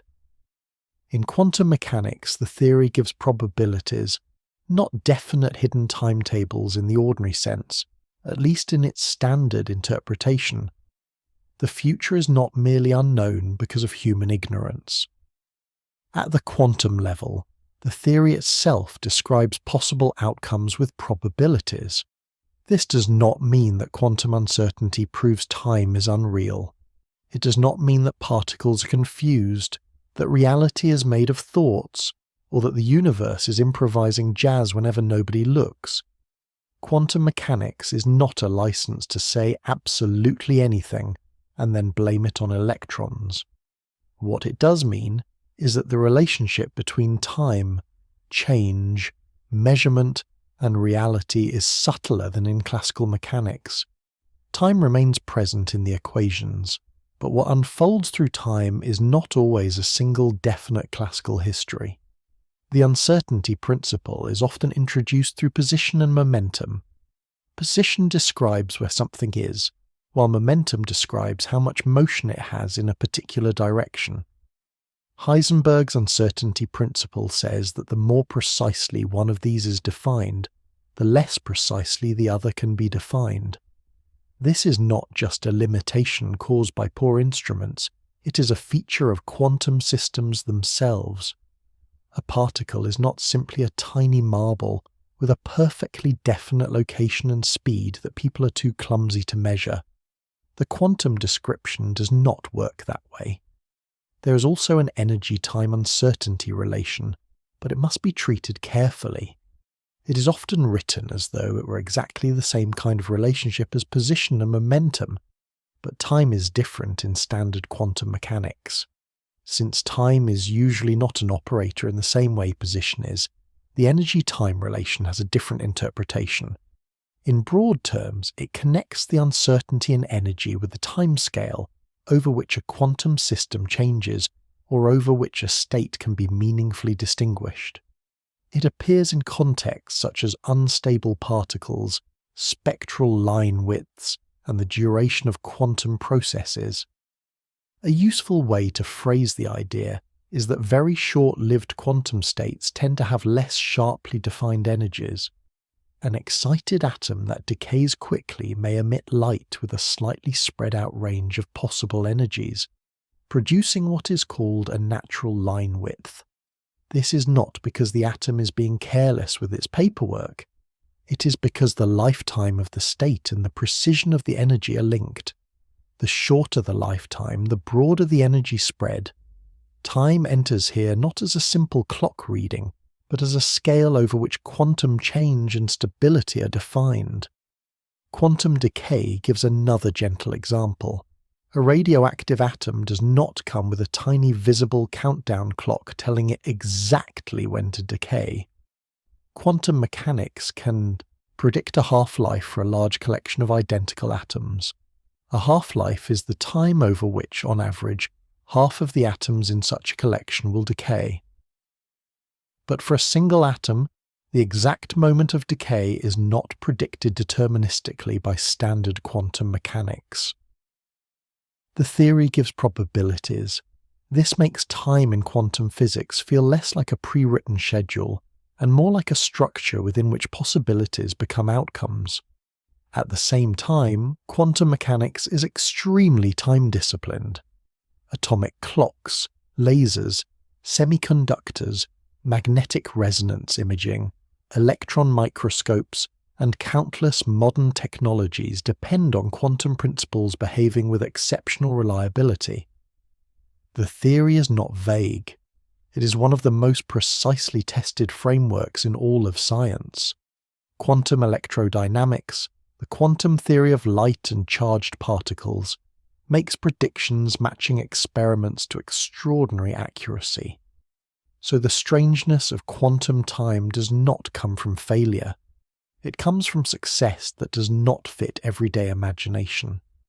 The deeper tension appears when quantum mechanics is compared with relativity.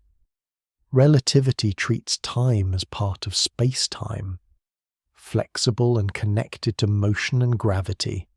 Standard quantum mechanics often treats time as an external background parameter against which quantum states evolve. Each theory works brilliantly in its own domain, but their treatment of time is not the same. This mismatch becomes especially serious in attempts to understand quantum gravity, where space-time itself may need a quantum description.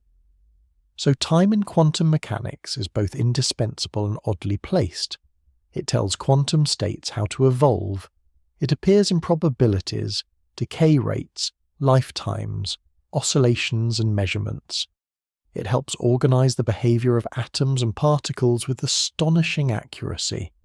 Yet it does not sit comfortably among measurable quantities in the same way position or momentum does.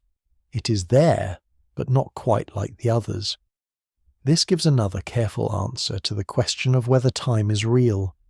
Quantum mechanics does not remove time from physics. It needs time constantly. But it also shows that time is not simply the old classical backdrop for definite objects following definite paths. At the smallest scales, reality is described through quantum states, probabilities, uncertainties, measurements, and interactions. Time remains essential, but its deepest status is not as straightforward as the ticking clock beside the bed. It is part of the calculation, part of the experiment, and part of the mystery. Time is not only about how clocks tick or how memories form, it is also about what can affect what. In physics, this is called causality, the ordering of cause and effect. A cause must be able to influence an effect, and that simple idea is one of the quiet foundations of science. A match is struck before the flame appears. A signal is sent before it is received. A stone hits the water before ripples spread outward. Without causality, the universe would not merely be strange. It would become almost impossible to describe coherently, because explanations depend on events being linked in an ordered way. Causality is more than a comforting habit of thought. It tells physics which events can be connected and which cannot. If two events are close enough in space and separated by enough time, one may influence the other. A person can press a switch and turn on a lamp. The sun can warm Earth. A radio signal can travel from a spacecraft to a receiver. But if two events are too far apart for any signal to travel between them in the available time, then they cannot directly affect each other. They may both happen, but they are not causally linked. Special relativity gives this idea a precise shape through the light cone. A light cone is a way of mapping which events in spacetime can be connected to a particular event by signals travelling at or below the speed of light in vacuum. Imagine a flash of light leaving a single point. As time passes, the light spreads outward in every direction. In a space-time diagram, that expanding sphere of light becomes a cone shape. Events inside the future light cone can, in principle, be affected by the original event. Events inside the past light cone could, in principle, have affected it. Events outside the light cone are too distant in space and too close in time for even light to connect them. This does not mean light itself is the only thing that matters. The speed of light in vacuum is not merely the speed of beams from stars, lamps, or lasers. In special relativity, it is the maximum speed of causal influence. It is the fastest speed at which information, energy, or any physical effect can travel through space-time. Light happens to move at that speed because photons have no rest mass, but the limit is deeper than light alone. It is built into the geometry of space-time. Albert Einstein's relativity revealed why this limit is necessary. If signals could travel faster than light, different observers could disagree not only about simultaneity, but about the order of cause and effect in dangerous ways. A message sent faster than light in one frame of reference could appear in another frame to arrive before it was sent. That would not be a charming scheduling quirk. It would threaten the consistency of physical explanation. Causality protects the universe from becoming a place where effects can casually wander in before their causes have had time to put their shoes on. Hermann Minkowski's space-time picture makes this even clearer. Events are not simply scattered through separate space and time. They are arranged within a four-dimensional structure. Light cones divide that structure into regions, events that can influence one another, events that can be influenced later, and events that are separated so strongly that no causal connection is possible. This division remains meaningful even when observers moving differently slice space-time into different versions of now. That point is important. Relativity allows observers to disagree about whether distant events are simultaneous. Two events that one observer judges to happen at the same time may not be simultaneous for another observer moving differently. But relativity does not allow observers to disagree freely about cause and effect when a causal connection exists. If one event can actually influence another through a signal travelling at or below the speed of light, all observers agree on their causal order. The details of timing may shift between reference frames, but the cause still comes before the effect. This is why the universe can be relativistic without becoming nonsense. The present moment may not be universal, but causal order is protected where it needs to be protected. A distant supernova and a flicker of light on Earth may not fit neatly into one shared cosmic now, but if light from the supernova eventually reaches a telescope, the explosion came before the observation. No observer moving normally through space-time can reverse that causal relationship and make the telescope detect the light before the star exploded. Everyday astronomy is full of this lesson. When sunlight reaches Earth, it is not showing the sun exactly as it is at this instant in some absolute cosmic sense. It shows the sun as it was about 8 minutes ago, because light needs about 8 minutes to cross the distance between the sun and Earth. The warmth on a face, the daylight through a window, and the image of the solar surface are all slightly old news. Happily, the sun is usually dependable enough that this delay does not cause much social awkwardness. Distant galaxies make the point far grander. When telescopes observe a galaxy millions of light years away, they see light that has travelled for millions of years. A galaxy billions of light years away is seen as it was billions of years in the past. The farther into space telescopes look, the farther back in cosmic history they often see. This is not because telescopes are magical time machines. It is because causality has a speed limit. Information from distant objects cannot arrive instantly. It crosses space-time at a finite speed. This finite speed gives the observable universe a horizon. There are regions so far away, or receding in such a way because of cosmic expansion, that their light has not reached Earth, and may never reach Earth depending on the details of the expansion.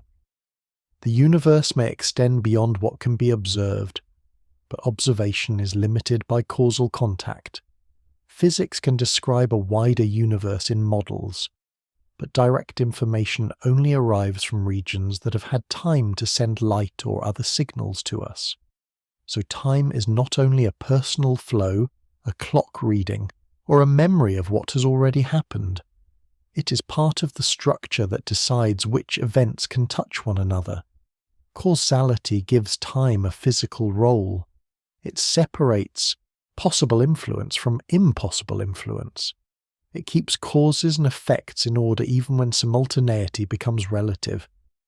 It explains why sunlight is delayed, why distant galaxies are seen in the past, and why the universe has regions beyond present observation. This gives another careful answer to the question of whether time is real. Time is real enough to organize causality. Without temporal order, cause and effect lose meaning. Without the speed of light as a causal limit, the structure of relativity would become unstable. Yet time is still not the simple universal flow once imagined. It is woven into space-time, shaped by motion, bounded by light cones, and measured through relationships between events. The universe does not merely happen in time. In a deep sense, time helps define which parts of the universe can happen to one another.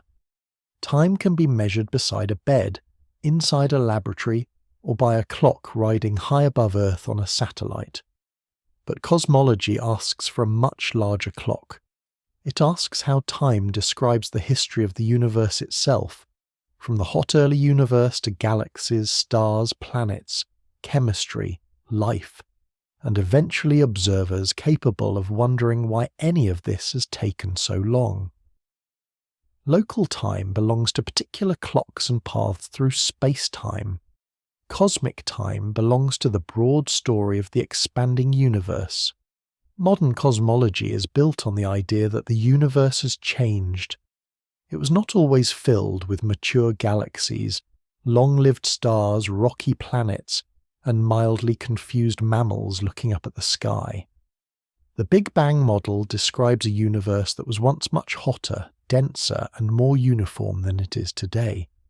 This does not mean the universe exploded into empty space from a central point.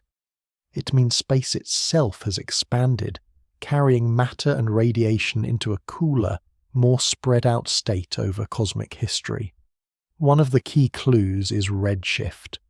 When light from distant galaxies is observed, its wavelength is often stretched toward the red end of the spectrum. Edwin Hubble, building on earlier work by astronomers including Vesto Slipher, showed that distant galaxies generally appear to be receding from us, and that farther galaxies tend to recede faster. Georges Lemaitre, a Belgian priest and physicist, independently developed the idea of an expanding universe from Einstein's general relativity. Together, these ideas help turn cosmic history into something measurable rather than merely imagined. Cosmic expansion gives time a direction on the largest scales. If galaxies are generally farther apart now than they were in the past, then the universe can be traced backward toward earlier, hotter, denser conditions. This backward tracing is not unlimited with current physics, because extreme early conditions require ideas beyond ordinary general relativity. But it does allow cosmologists to reconstruct an enormous amount of the universe's history, from the first light elements to the formation of atoms, stars, galaxies, and large-scale structure. The cosmic microwave background is one of the strongest pieces of evidence for this history. It is ancient radiation left from a time when the universe cooled enough for electrons and atomic nuclei to combine into neutral atoms, allowing light to travel freely through space. Arno Penzias and Robert Wilson detected this background radiation in the 1960s, though its existence had been predicted in the context of early universe theory. Today it arrives from all directions as a faint microwave glow, stretched and cooled by the expansion of space. It is sometimes described as afterglow from the early universe, which is poetic, accurate enough for gentle conversation, and much better than calling it old cosmic leftovers. Measurements of the cosmic microwave background, galaxy distributions, supernova, and other evidence have allowed scientists to estimate the age of the observable universe. The best current estimate is about 13.8 billion years. The Planck satellite, operated by the European Space Agency with major international collaboration, measured tiny temperature variations in the cosmic microwave background with great precision, helping refine the standard model of cosmology.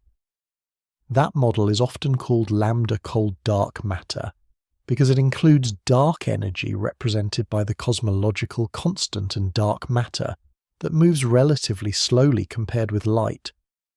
Cosmic time is useful, but it is not exactly Newton's absolute time returning in a larger hat. In cosmology, cosmic time is usually defined for observers moving with the average expansion of the universe. Such observers are often called co-moving observers. From their perspective, the universe looks broadly the same in every direction once local clumps and motions are averaged out. This gives cosmologists a convenient way to speak of the universe being a certain age, or of events happening at certain stages in cosmic history. That does not mean every clock everywhere must agree in the old Newtonian sense. Relativity still applies. Motion and gravity still affect measured time. A clock near a black hole, a clock inside a galaxy, and a clock drifting in a less dense region of space can follow different local histories. Cosmic time is a powerful large-scale description, not a universal master clock imposed on every object without exception. Looking outward in space also means looking backward in time. The moon is seen as it was just over a second ago. The sun is seen as it was about 8 minutes ago. The nearest large galaxy, Andromeda, is seen as it was about 2.5 million years ago. Very distant galaxies are seen as they were billions of years in the past, when the universe was younger and galaxies were still developing. Telescopes do not simply show where things are, they show when the light left them. This makes astronomy a kind of natural time study. No telescope sees the entire universe at one shared present moment. Instead, it receives light from many distances and many eras, layering cosmic history across the sky. The deeper the observation, the older much of the light. The universe becomes readable because light travels at a finite speed, and because space-time preserves the causal relationship between distant events and present observations. So cosmology treats time as a measurable dimension of the universe's history. It gives time an age, a thermal story, a sequence of stages, and a visible archive written in redshift and ancient light. Yet the deepest question remains open. Cosmic time describes how the universe has evolved, but it may not explain what time fundamentally is. Time is real enough for the universe to have a history. It is real enough for light to carry old information across billions of years. But whether time is basic, emergent, or part of a deeper structure remains one of the quiet mysteries beneath the cosmic clock. The question of whether time began is easy to ask and difficult to answer without accidentally making the universe sound like a firework.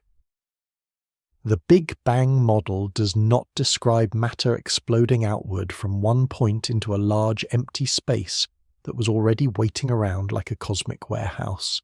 It describes the expansion of space itself from an earlier state that was much hotter, denser, and more uniform than the universe seen today. The galaxy is not flying away from a central blast site. On large scales, space between galaxies has been stretching. This matters because asking what happened before the Big Bang may not be the same kind of question as asking what happened before breakfast. Breakfast, with all due respect to toast, occurs inside an already existing universe with clocks, causes, kitchens, and crumbs. The earliest universe is different.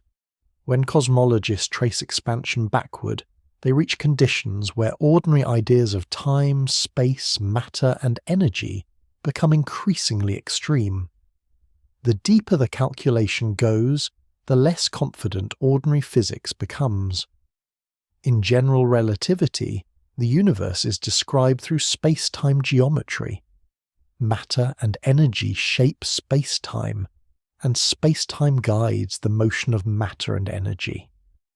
When the expansion of the universe is traced backward, using the equations of general relativity, density and curvature grow larger and larger.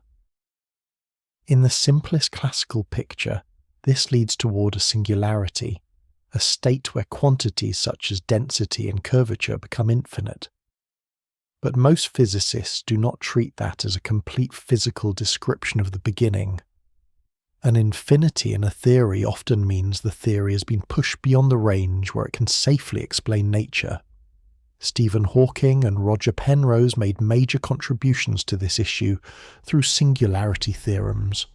Their work showed that, under certain conditions, general relativity predicts singularities in situations such as gravitational collapse and the expanding universe traced backward. These theorems were deeply important because they revealed that singularities were not just mathematical accidents from one oversimplified model. They were serious features of the theory. But a singularity is not necessarily a place or moment that physics fully understands. It is more like a signpost saying the current map has reached the edge of its usefulness. This is where the phrase, "the beginning of time," becomes delicate. If general relativity is followed all the way back, time itself appears connected to the universe's beginning. There may be no earlier time within that model, because time is part of space-time, not a separate container outside it. Asking what happened before time began may be like asking what is north of the North Pole. The grammar seems to work, but the geometry may not cooperate. Still, this analogy is only a guide, not a final answer. Cosmic inflation adds another layer. Inflation is a proposed phase of extremely rapid expansion in the very early universe, associated with Alan Guth, Andre Linde, and other researchers. It helps explain why the observable universe looks so smooth on large scales, why space appears close to flat in the geometric sense, and how tiny quantum fluctuations could have been stretched into the seeds of galaxies and cosmic structure.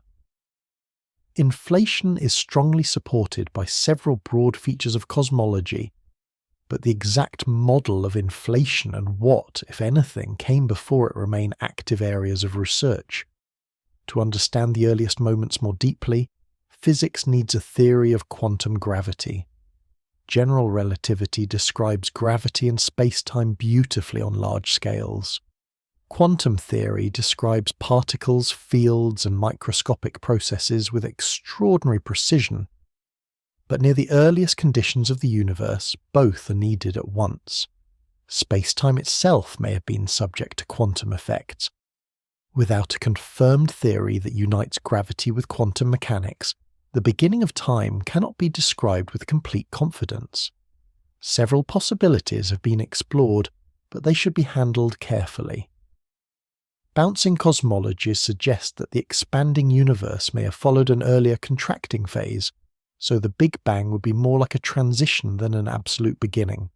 Cyclic models imagine repeated cosmic phases, though the details vary widely.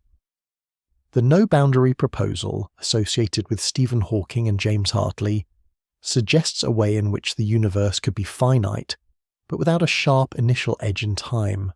These ideas are fascinating, but they are model-dependent and not established facts. So did time begin?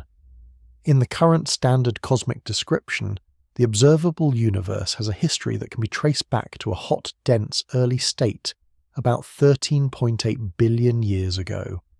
General relativity suggests that time, space, matter, and energy are deeply linked, so it may not make sense to imagine time flowing in the usual way before space-time itself. But the earlier state lies at the boundary where known theories become incomplete.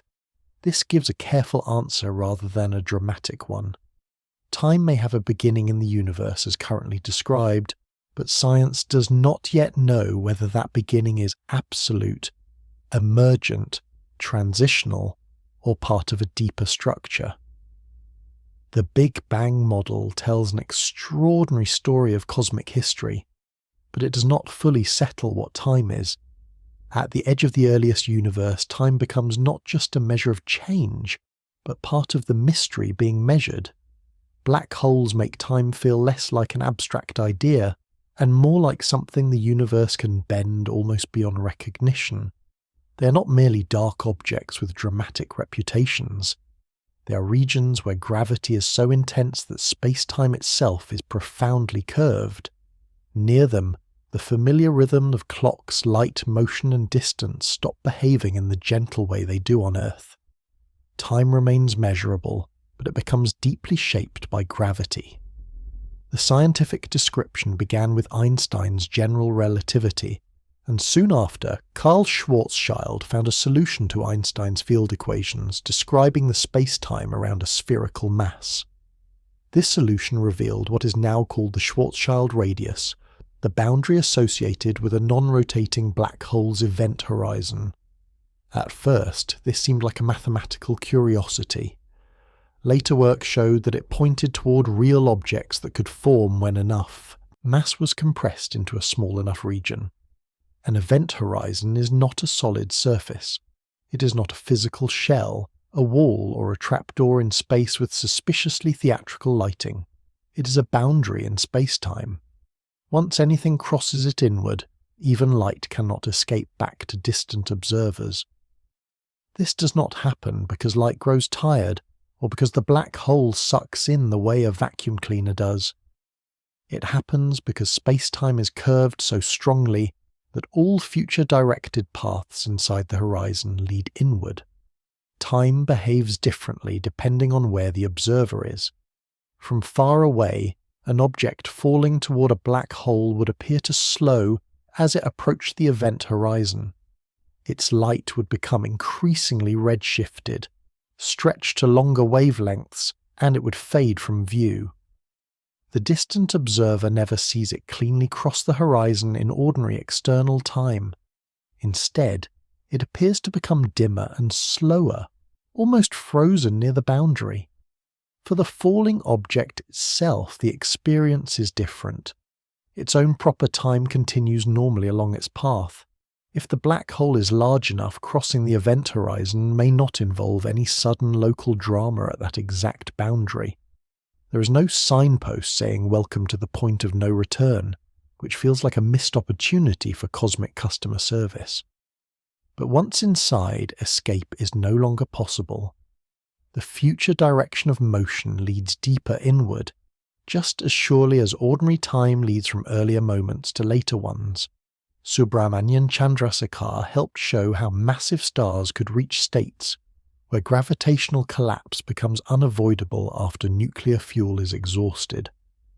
Roger Penrose later proved that singularities could form under general conditions in general relativity, deepening the theoretical understanding of black holes.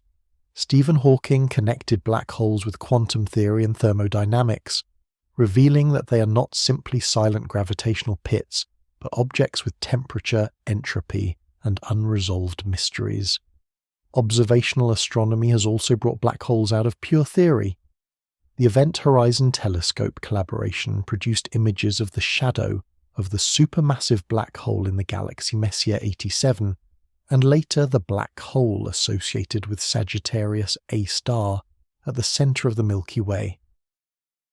These images do not show the event horizon directly as a surface, but they reveal the glowing material and curved light around black holes, giving strong visual evidence of space-time behaving as general relativity predicts. Hawking radiation adds a more subtle layer. In the 1970s, Stephen Hawking showed that black holes should emit radiation because of quantum field theory in curved space-time. This is often explained with simplified pictures of particle pairs near the horizon, but the real theory is more careful than that image suggests. The essential point is that quantum fields behave differently when space-time contains an event horizon, leading a distant observer to describe the black hole as having a faint thermal glow. For ordinary astrophysical black holes, Hawking radiation is incredibly weak, far colder than the cosmic microwave background for stellar mass and supermassive black holes. Directly observing it from real black holes is extraordinarily difficult with current technology, yet theoretically it matters enormously because it connects gravity, quantum fields, thermodynamics, entropy, and time. A black hole is not perfectly eternal in this picture. Over unimaginably long timescales, it could slowly lose mass and evaporate. This leads to the black hole information problem. Quantum mechanics appears to preserve information about physical states, while Hawking radiation seems thermal and may not obviously carry information about what fell into the black hole. If a black hole evaporates completely, what happens to that information? The problem touches the foundations of quantum theory, general relativity, entropy, and causality. It remains unresolved, though ideas involving holography, black hole complementarity, and quantum gravity have made it one of the most active, deep puzzles in theoretical physics. Black holes therefore make time look strongly real. Their effects are not only philosophical. Clocks near massive compact objects would tick differently from clocks far away. Light changes frequency as it climbs out of gravity. Objects falling inward follow proper time along curved paths. The event horizon divides space-time into regions with radically different causal structure. Time is not a decorative label placed over the physics. It is part of what the physics is describing. Yet black holes also reveal how incomplete the understanding of time becomes at extremes. General relativity handles curved space-time with great power, while quantum theory handles microscopic fields and probabilities with astonishing success. Near black holes, especially when evaporation and information are considered, both theories are needed together. The deepest answer likely requires quantum gravity, a theory still not experimentally confirmed. So black holes give a careful answer to the question of whether time is real. Time is real enough to be slowed, stretched, redshifted, and woven into the causal boundary of an event horizon. It is real enough for distant and falling observers to measure different histories. But at the edge where gravity, entropy, and quantum theory meet, time also becomes part of the unfinished question. Black holes do not make time disappear. They show how strange and physically serious time becomes when reality is pushed to its deepest known limits. At the deepest edge of modern physics, time becomes a problem rather than a background assumption. General relativity and quantum mechanics are both extraordinarily successful, but they do not treat time in the same way. Each theory has been tested with remarkable precision in its own domain. Together, however, they point toward a gap in understanding. The problem of time in quantum gravity is one of the clearest signs that the current picture is incomplete. General relativity treats time as part of space-time. Space-time is dynamic, meaning it can curve, stretch, and respond to matter and energy. Gravity is not simply a force acting inside a fixed arena. It is connected to the shape of the arena itself. A clock near a massive object does not merely feel gravity as an outside influence. Its rate belongs to the local geometry of space-time. Time is woven into the gravitational field. Standard quantum mechanics usually works differently. It treats time as an external parameter, a background against which quantum states change. A quantum system evolves over time, but time itself is normally not part of the quantum system in the same way as position or momentum.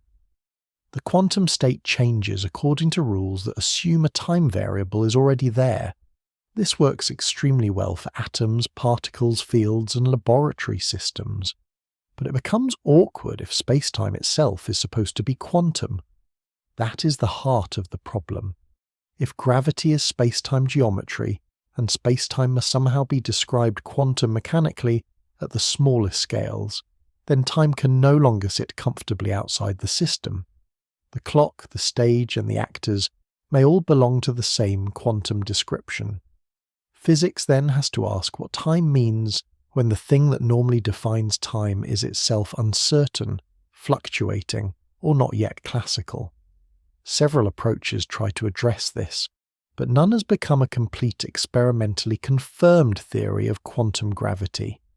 Loop quantum gravity, associated with researchers such as Carlo Rovelli and Lee Smolin, explores whether space-time geometry may have a discrete quantum structure at extremely small scales. String theory, developed by many researchers including Edward Witten, describes fundamental objects as tiny vibrating strings and has led to powerful ideas about gravity, extra dimensions, and holography.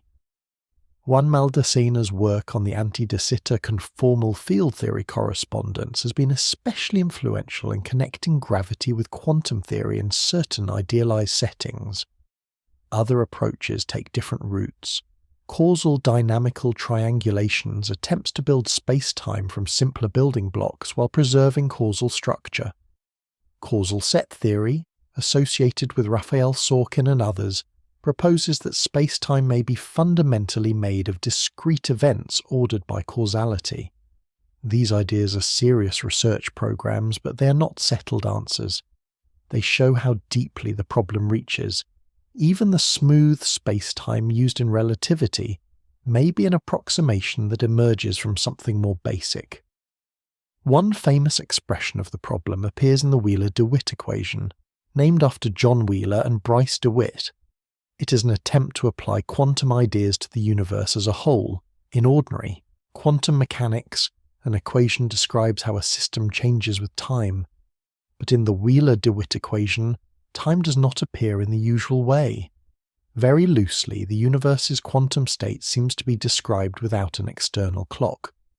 This is striking, because the universe as a whole has no outside laboratory timekeeper standing beyond it, tapping a watch and waiting for reality to evolve.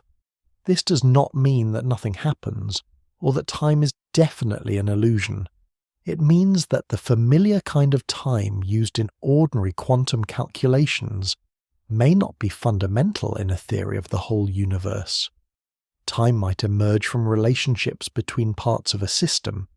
It might arise from change, correlations, quantum entanglement, thermodynamics, or the way a coarse-grained world appears when many microscopic details are averaged over. In that view, time would be real at the level where clocks, people, stars and galaxies exist, but not basic at the deepest level. The phrase emergent time captures this possibility. Emergence is common in science. Temperature is real, but it emerges from the motion of many particles. A wave on the ocean is real, but it emerges from the behavior of water. In a similar spirit, some physicists consider whether time could emerge from a deeper timeless or pretemporal structure. The idea is careful speculation, not established fact, but it is taken seriously because the known theories do not fit together cleanly. This gives the question a very precise kind of mystery. Time is real in every tested, everyday, and relativistic sense. Clocks tick, particles decay, satellites need time corrections, gravity slows clocks, light cones organize causality. The universe has a measurable history, yet some serious modern physics allows the possibility that time is not fundamental. It may be something that appears when reality is viewed at the scale of space-time, matter, observers, and records. So the problem of time does not erase time from the world. It shows that time may have layers. At one layer, it is measured by clocks and shaped by gravity. At another, it is part of quantum evolution. At the deepest layer still being searched for, it may be emergent, relational, or transformed into something current language does not yet describe well. Time may be real, but perhaps not in the simplest way the mind first imagines. There is a quiet difference between saying that time flows and saying that things change. The first picture imagines time as something like a river, carrying events along from future to present to past. The second picture is more restrained. It says that the world contains change, order, sequence, and relationships between events, and that time may be the way those relationships are described. One picture gives time a kind of motion of its own. The other asks whether time needs to move at all. The image of flowing time feels natural because experience seems to arrive moment by moment. A song is heard note after note. A candle burns lower. A shadow crosses a room. A person remembers what has happened and waits for what has not. The mind turns this into a sense of passage, as though the present is being carried forward. But in physics, it is not obvious that time itself must flow. A flow usually means change over time, and that creates a puzzle. If time flows, what does it flow through, and against what second kind of time would its flow be measured? This is where relational views of time become useful. Gottfried Wilhelm Leibniz argued against Isaac Newton's idea of absolute time. Newton treated time as something that exists independently, flowing uniformly whether or not anything happens. Leibniz preferred the idea that time is not a separate substance or container, but an order of successive events. In this view, time is tied to relations among changes. Without events, motion, or difference, there would be no meaningful time to describe. A universe with no change makes the issue clearer. Imagine a universe in which nothing moves, nothing decays, nothing vibrates, nothing ages, and no physical state differs from any other. There would be no ticking clocks, because clocks themselves are changing systems. There would be no memories forming, no light travelling, no particles interacting, no planets turning, and no processes by which one moment could be distinguished from another. Calling such a universe timeless would not be a dramatic flourish. It would be hard to say what time could even mean there. Modern physics often measures time through change rather than through a mysterious flow. A pendulum clock measures time through swinging motion. A quartz clock measures time through electrical oscillations in a crystal. Planetary calendars measure time through Earth's rotation and orbit. Radioactive dating uses decay rates. Pulsars, rapidly rotating neutron stars, can act as extraordinarily regular cosmic clocks. Each case depends on a physical process that repeats, evolves, or transforms in a stable way. Atomic clocks take this principle to its most precise practical form. The second is defined using a specific transition in cesium atoms. More carefully, it is based on the frequency of radiation associated with a transition between two hyperfine levels of the ground state of the cesium-133 atom. That sounds less cozy than saying one Mississippi, but it is much better for science, navigation, telecommunications, and keeping the modern world from becoming temporally untidy. This definition replaced older reliance on Earth's rotation, because Earth is not a perfect clock. Its rotation changes slightly due to tidal friction, internal structure, atmospheric motion, and other effects. Atomic transitions are far more stable and reproducible. A modern atomic clock does not reveal time as a visible substance. It measures duration by counting a regular physical process. Time becomes something tracked through dependable change. This does not make time unreal. Describing time through change does not erase time any more than describing length through rulers erases space. A ruler is a physical object used to compare distances. A clock is a physical system used to compare durations. The fact that measurement requires an instrument does not mean the measured feature is imaginary. It means science needs reliable processes to turn abstract quantities into observable ones. The balanced view is that time may not be a flowing substance moving through the universe, but it can still be real as an ordering relation or measurable feature. It orders events. It appears in causal structure. It is measured by physical processes. It is shaped by motion and gravity. It is linked to entropy, memory, and cosmic history. These are not trivial roles. A universe without time, or without anything like temporal order, would not be the universe described by physics or experienced by conscious beings. So the question may not be whether time flows like a river, but whether the river image has been doing too much work. Perhaps what exists most fundamentally is change, relation, sequence, and structure. Perhaps time is the way those features are organized and measured. Or perhaps time is part of space-time itself, real, but not flowing in the ordinary sense. The clocks tick, atoms transition, stars age, and thoughts form one after another. Whether time moves, or whether the universe simply changes, the ordering is real enough to shape everything that can happen.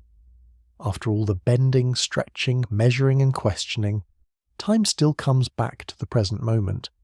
Whatever relativity says about simultaneity, whatever entropy says about the arrow of time, and whatever quantum gravity may one day reveal, experience still arrives here. A sound is heard now. A breath is felt now. A thought appears, lingers briefly, and changes. The present feels immediate because consciousness seems to live inside it, even if physics has made the word now far less simple than it once appeared. The brain does not receive reality as a perfectly sharp instant. It constructs a sense of the present from sensory processing, attention, memory, prediction, and neural integration over short intervals. Light reaches the eyes, sound reaches the ears, signals travel through nerves.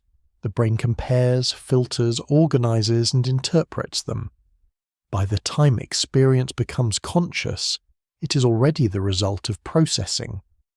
The present is not a thin mathematical blade cutting the universe into before and after. It is more like a small window of awareness, assembled by a living nervous system.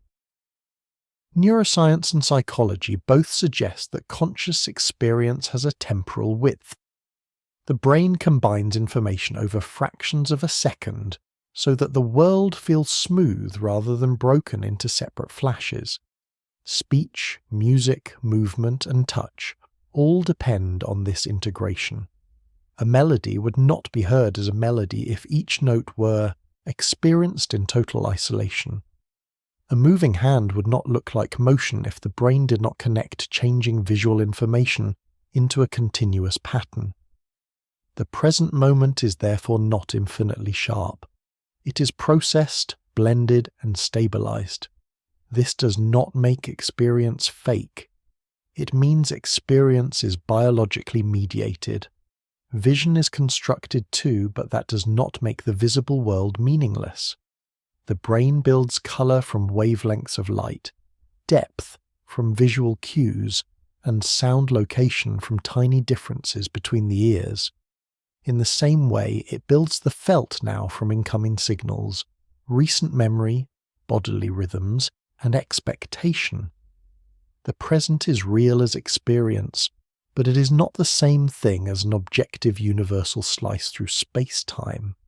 Attention plays a major role. When attention is absorbed, time may seem to pass quickly. When someone is bored, anxious, or waiting for a reply that really should have arrived by now, time can seem to slow. This is psychological time, shaped by the brain's state rather than by a clock on the wall. A minute remains a minute on a well-functioning clock, but it does not always feel like a minute to a mind living through it. The nervous system measures significance as well as duration, which is why a dull cue can feel longer than a pleasant hour. Memory and prediction also shape the present. The brain uses recent experience to interpret what is happening and uses expectation to prepare for what may happen next. It is constantly modelling the near future, not in a mystical way, but as a practical biological strategy. Moving through the world requires prediction. Catching a ball, understanding speech, crossing a road, or reaching for a cup all depend on the brain estimating what will happen moments ahead. The present is therefore partly built from the immediate past and the anticipated future. Other animals show that time perception is linked to nervous systems and survival needs.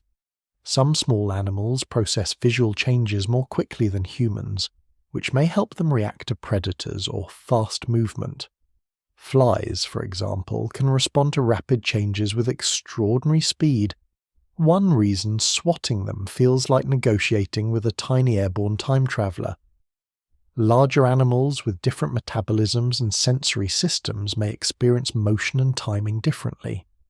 These differences do not change physical time, but they show that the felt pace of the world depends on biology. This personal present can be connected back to physical time without being reduced to one simple thing. Clocks mark duration through regular processes. Atomic clocks use cesium transitions. Brains mark time through neural activity, memory, attention, and prediction. Stars mark time through nuclear fusion and stellar evolution. Radioactive atoms mark time through decay probabilities. Planets mark time through rotation and orbit. All of these systems reveal change, but they do not reveal the same kind of truth about time. A clock can measure duration with precision, but it does not feel the duration it measures. A brain feels time, but not always with precision. A star carries a long physical history, but it does not divide that history into appointments. An atom follows quantum rules, but it does not experience waiting. Time appears through many systems, and each gives a different angle on the same broad mystery: change, order, duration, memory, causality, and relation. So the question, is time real, has more than one legitimate layer. Physically, time is real enough to be measured, stretched by motion, slowed by gravity, and woven into causality. Psychologically, time is real, as the lived structure of memory, attention, and expectation. Cosmologically, time is real enough for the universe to have a history, an age, and ancient light still travelling across space. Philosophically, time remains difficult, because the passage of time may not be fundamental in the way experience suggests. The present moment is where these layers meet. It is not a universal cosmic spotlight, but it is not an illusion to be dismissed either. It is the form time takes inside a conscious organism, built from physical processes and opened briefly onto the world. A clock ticks, a brain gathers signals, a star burns, an atom changes state, and a memory settles into place. The present is small, local, and processed, but it is also where the question becomes intimate. Time may be stranger than it feels, but it is through this narrow living now that its strangeness is noticed at all. So, is time real? The careful answer is yes, but not in the simple way it first appears. Time is real in the sense that it can be measured, compared, stretched, slowed, and built into the working structure of physics. It is woven through relativity, thermodynamics, causality, cosmology, aging, memory, and the experience of being conscious. Clocks do not merely pretend that time exists. They reveal patterns in physical processes that can be tested with remarkable precision. But time is probably not real in the old Newtonian sense of one universal clock flowing evenly through the entire cosmos. Einstein's relativity showed that motion affects measured time, and general relativity showed that gravity affects it too. A clock on a satellite, a clock on Earth, and a clock near a black hole do not all share one identical cosmic rhythm. The universe does not appear to run on a single master clock ticking behind everything. The path to this answer began with ancient natural rhythms: sunrise, sunset, tides, seasons, shadows, and stars. It passed through clocks, Newton's absolute time, Maxwell's light, the Michelson-Morley experiment, Einstein's special relativity, Minkowski's space-time, and general relativity. It continued through entropy, memory, the block universe, quantum mechanics, causality, cosmic time, the Big Bang, black holes, quantum gravity, relational time, and the strange little window of awareness called the present moment. The arrow of time may be closely linked to entropy and the low entropy early universe, rather than to a mysterious invisible river flowing through reality. The past leaves records because physical processes create traces. The future feels open because those traces have not yet formed. The present feels immediate because a brain gathers signals, memories, and predictions into a living sense of now. Modern physics still leaves the deepest question unresolved. No complete experimentally confirmed theory of quantum gravity yet explains whether time is fundamental or emergent. Time may be part of the deepest structure of reality, or it may arise from something more basic: relationships, change, causality, entropy, or quantum information. So perhaps time is less like a river and more like the quiet ordering of reality itself.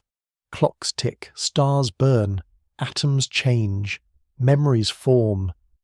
Distant light arrives after travelling for millions or billions of years. Each one marks change in a different way, and together they suggest that time is real enough to shape everything known, while still mysterious enough to remain one of the deepest questions the universe has ever placed inside a passing moment.